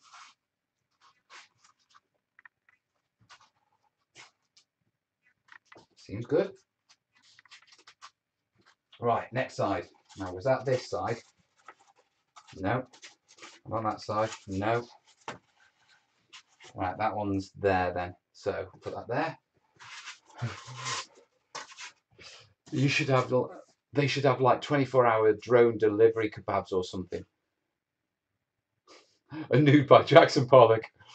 A kebab shop maybe. Oh, I'm getting hungry now. I had breakfast and I had a cracker, a cheese, you know, bit of cheese on some crackers as a quick snack. And now it's starting to hit me. Yeah, 28 saying, get any reference pick for the Atlantic wall bunkers. It's just a gutter. I can't use them in the video because they're not my copyright. You know what I mean?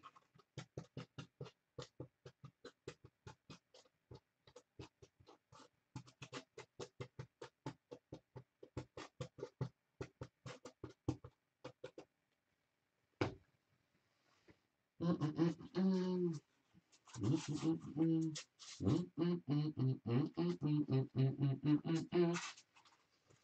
one needs to go down there.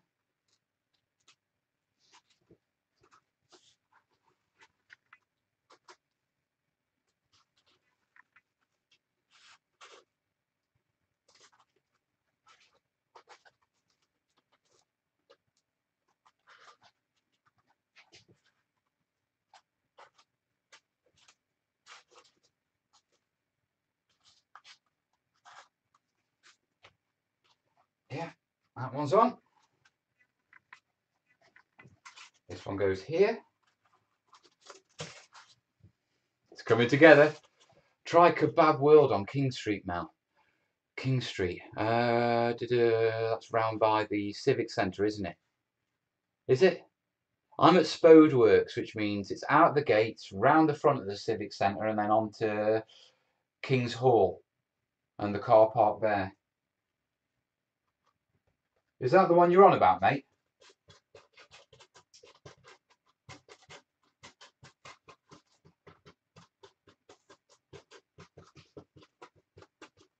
I have to see if I've got any money for a kebab.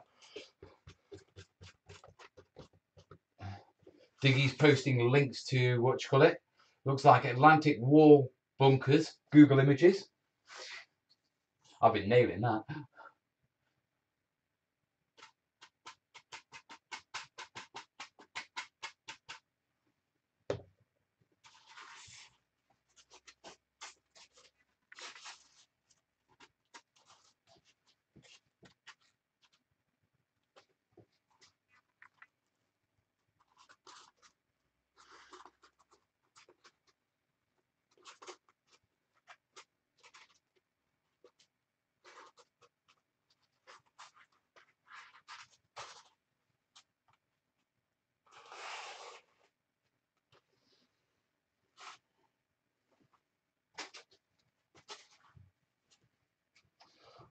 Oh, almost next to Longton Station.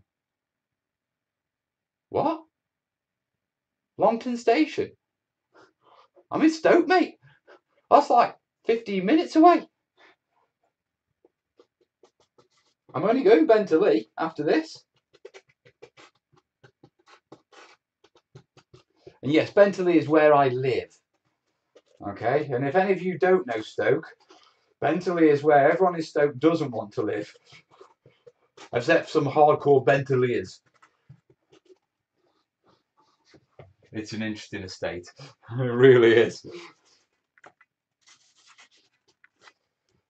Right, let's drop this one on here.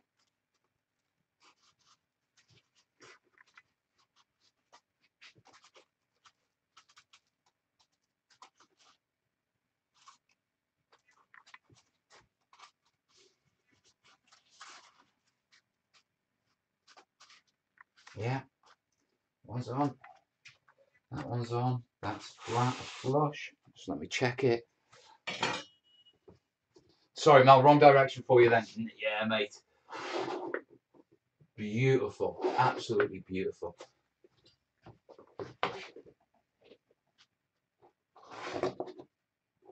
Perfect. Right, now we need to drop this one in here. That does go there, doesn't it? Yeah.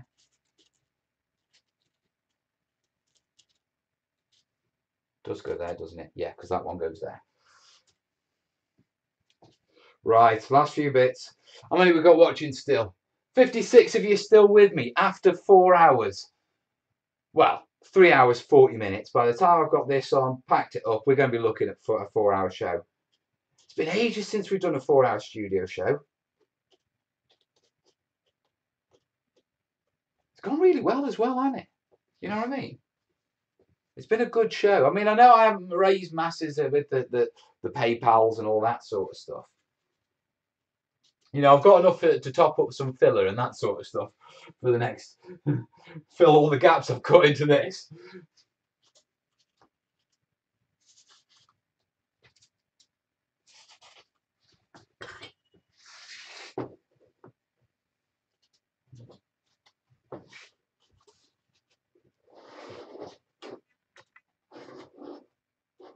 Yeah, that's fine.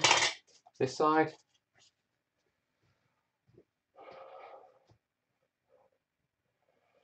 Nice way to pass the day listening with you, Mel. Great show minus the lag. Sorry, guys, genuinely, there's nothing I can do about the lag. That's YouTube. I'll be honest with you, I am thinking of going over to Twitch at some point. Yeah, I mean, it'll be free to watch and all that sort of stuff, so you may have to log in on Twitch if you want to chat and that sort of stuff, but I'm just hearing Twitch's live stream and services are a lot better. We'll still do the Sunday nighter on the channel, though, because that's become a bit of a tradition.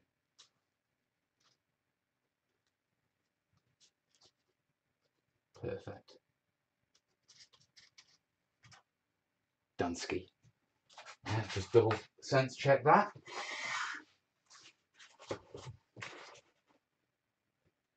Yeah. Drop that one there.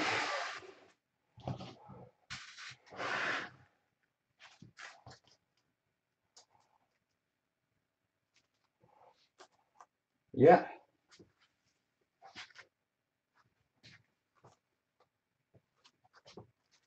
Fits perfectly. Yeah.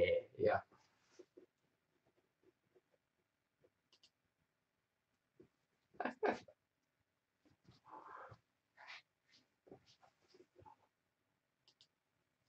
Do you love it when a project comes together? Looks like another big project from Mel. Oh, yeah. Have you ever mixed up the sides and put glue on the wrong side? Oh, tons of times, mate. For example, not so much the glue, yeah, but if you look at this corner piece, which is already glued and everything, do you see how it's like, right, nice and curved? Yeah, this one would have looked like that. Yeah, but it's got a bit missing out of here. That's because the top two pieces are offcuts. Because I got the sheets upside down when I carved the trenches and the bevel on them was the wrong way round. So I do it all the time, man. All the time. Right. Next job is we need to get this here and place this on here. Mit careful.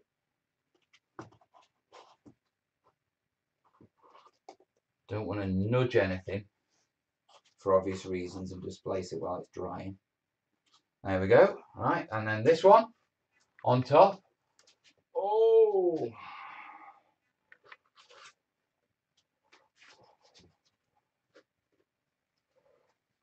Yeah.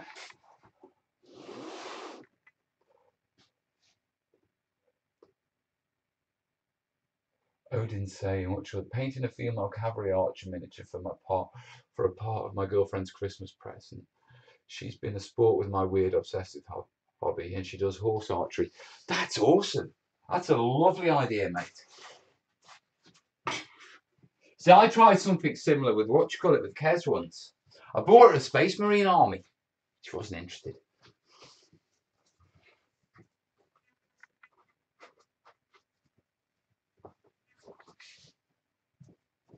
Now, any warping issues should be resolved shortly.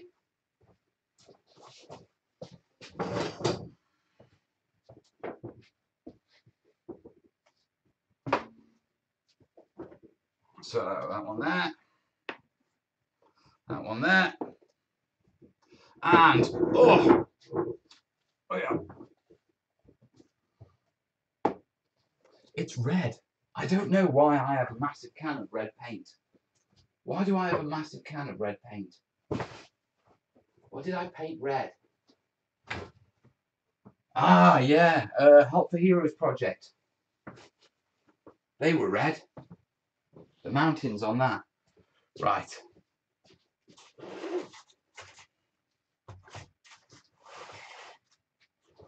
Let's get a photo.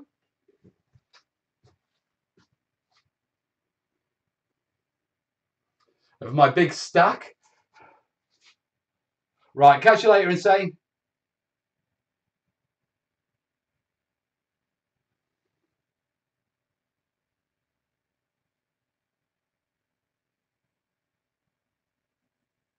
There we go. All done. Right, next job.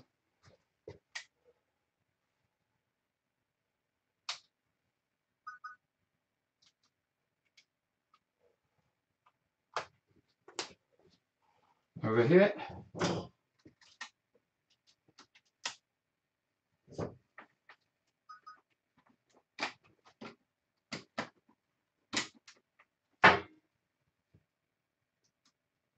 Got our memory card. Switch that off. And it looks like Mal's pretty much done, guys. Well, I've done all the basic carving. I've actually done what I came in to achieve. Yeah, that's a rarity, isn't it?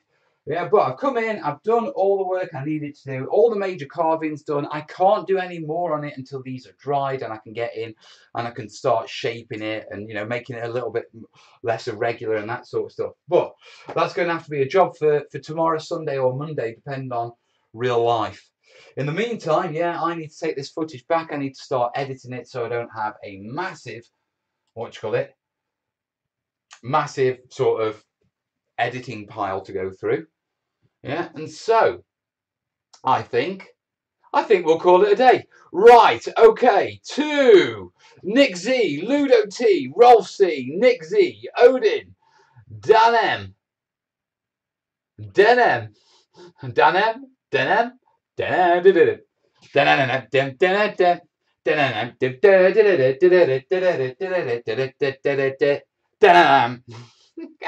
Sorry, it's getting to that stage, isn't it? Yeah, brilliant show, guys. Thanks for your support. Thanks for all my stream heroes, and thanks for all you regulars who stuck with me all the way through. We've still got about 50 watching for a 4-hour show. So, I think I'm calling that a victory. I've enjoyed this session. I really have. It's nice to get stuck into terrain when you're doing a big studio session like this. Yeah, so I'm going to call it now, guys. Right. If you don't get a video before the week is out, which you probably won't, yeah, I will see you Sunday night, guys, on the live show, and videos will start rolling out next week. In the meantime, thanks for joining me.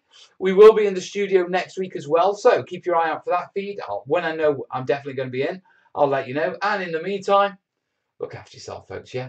All the best.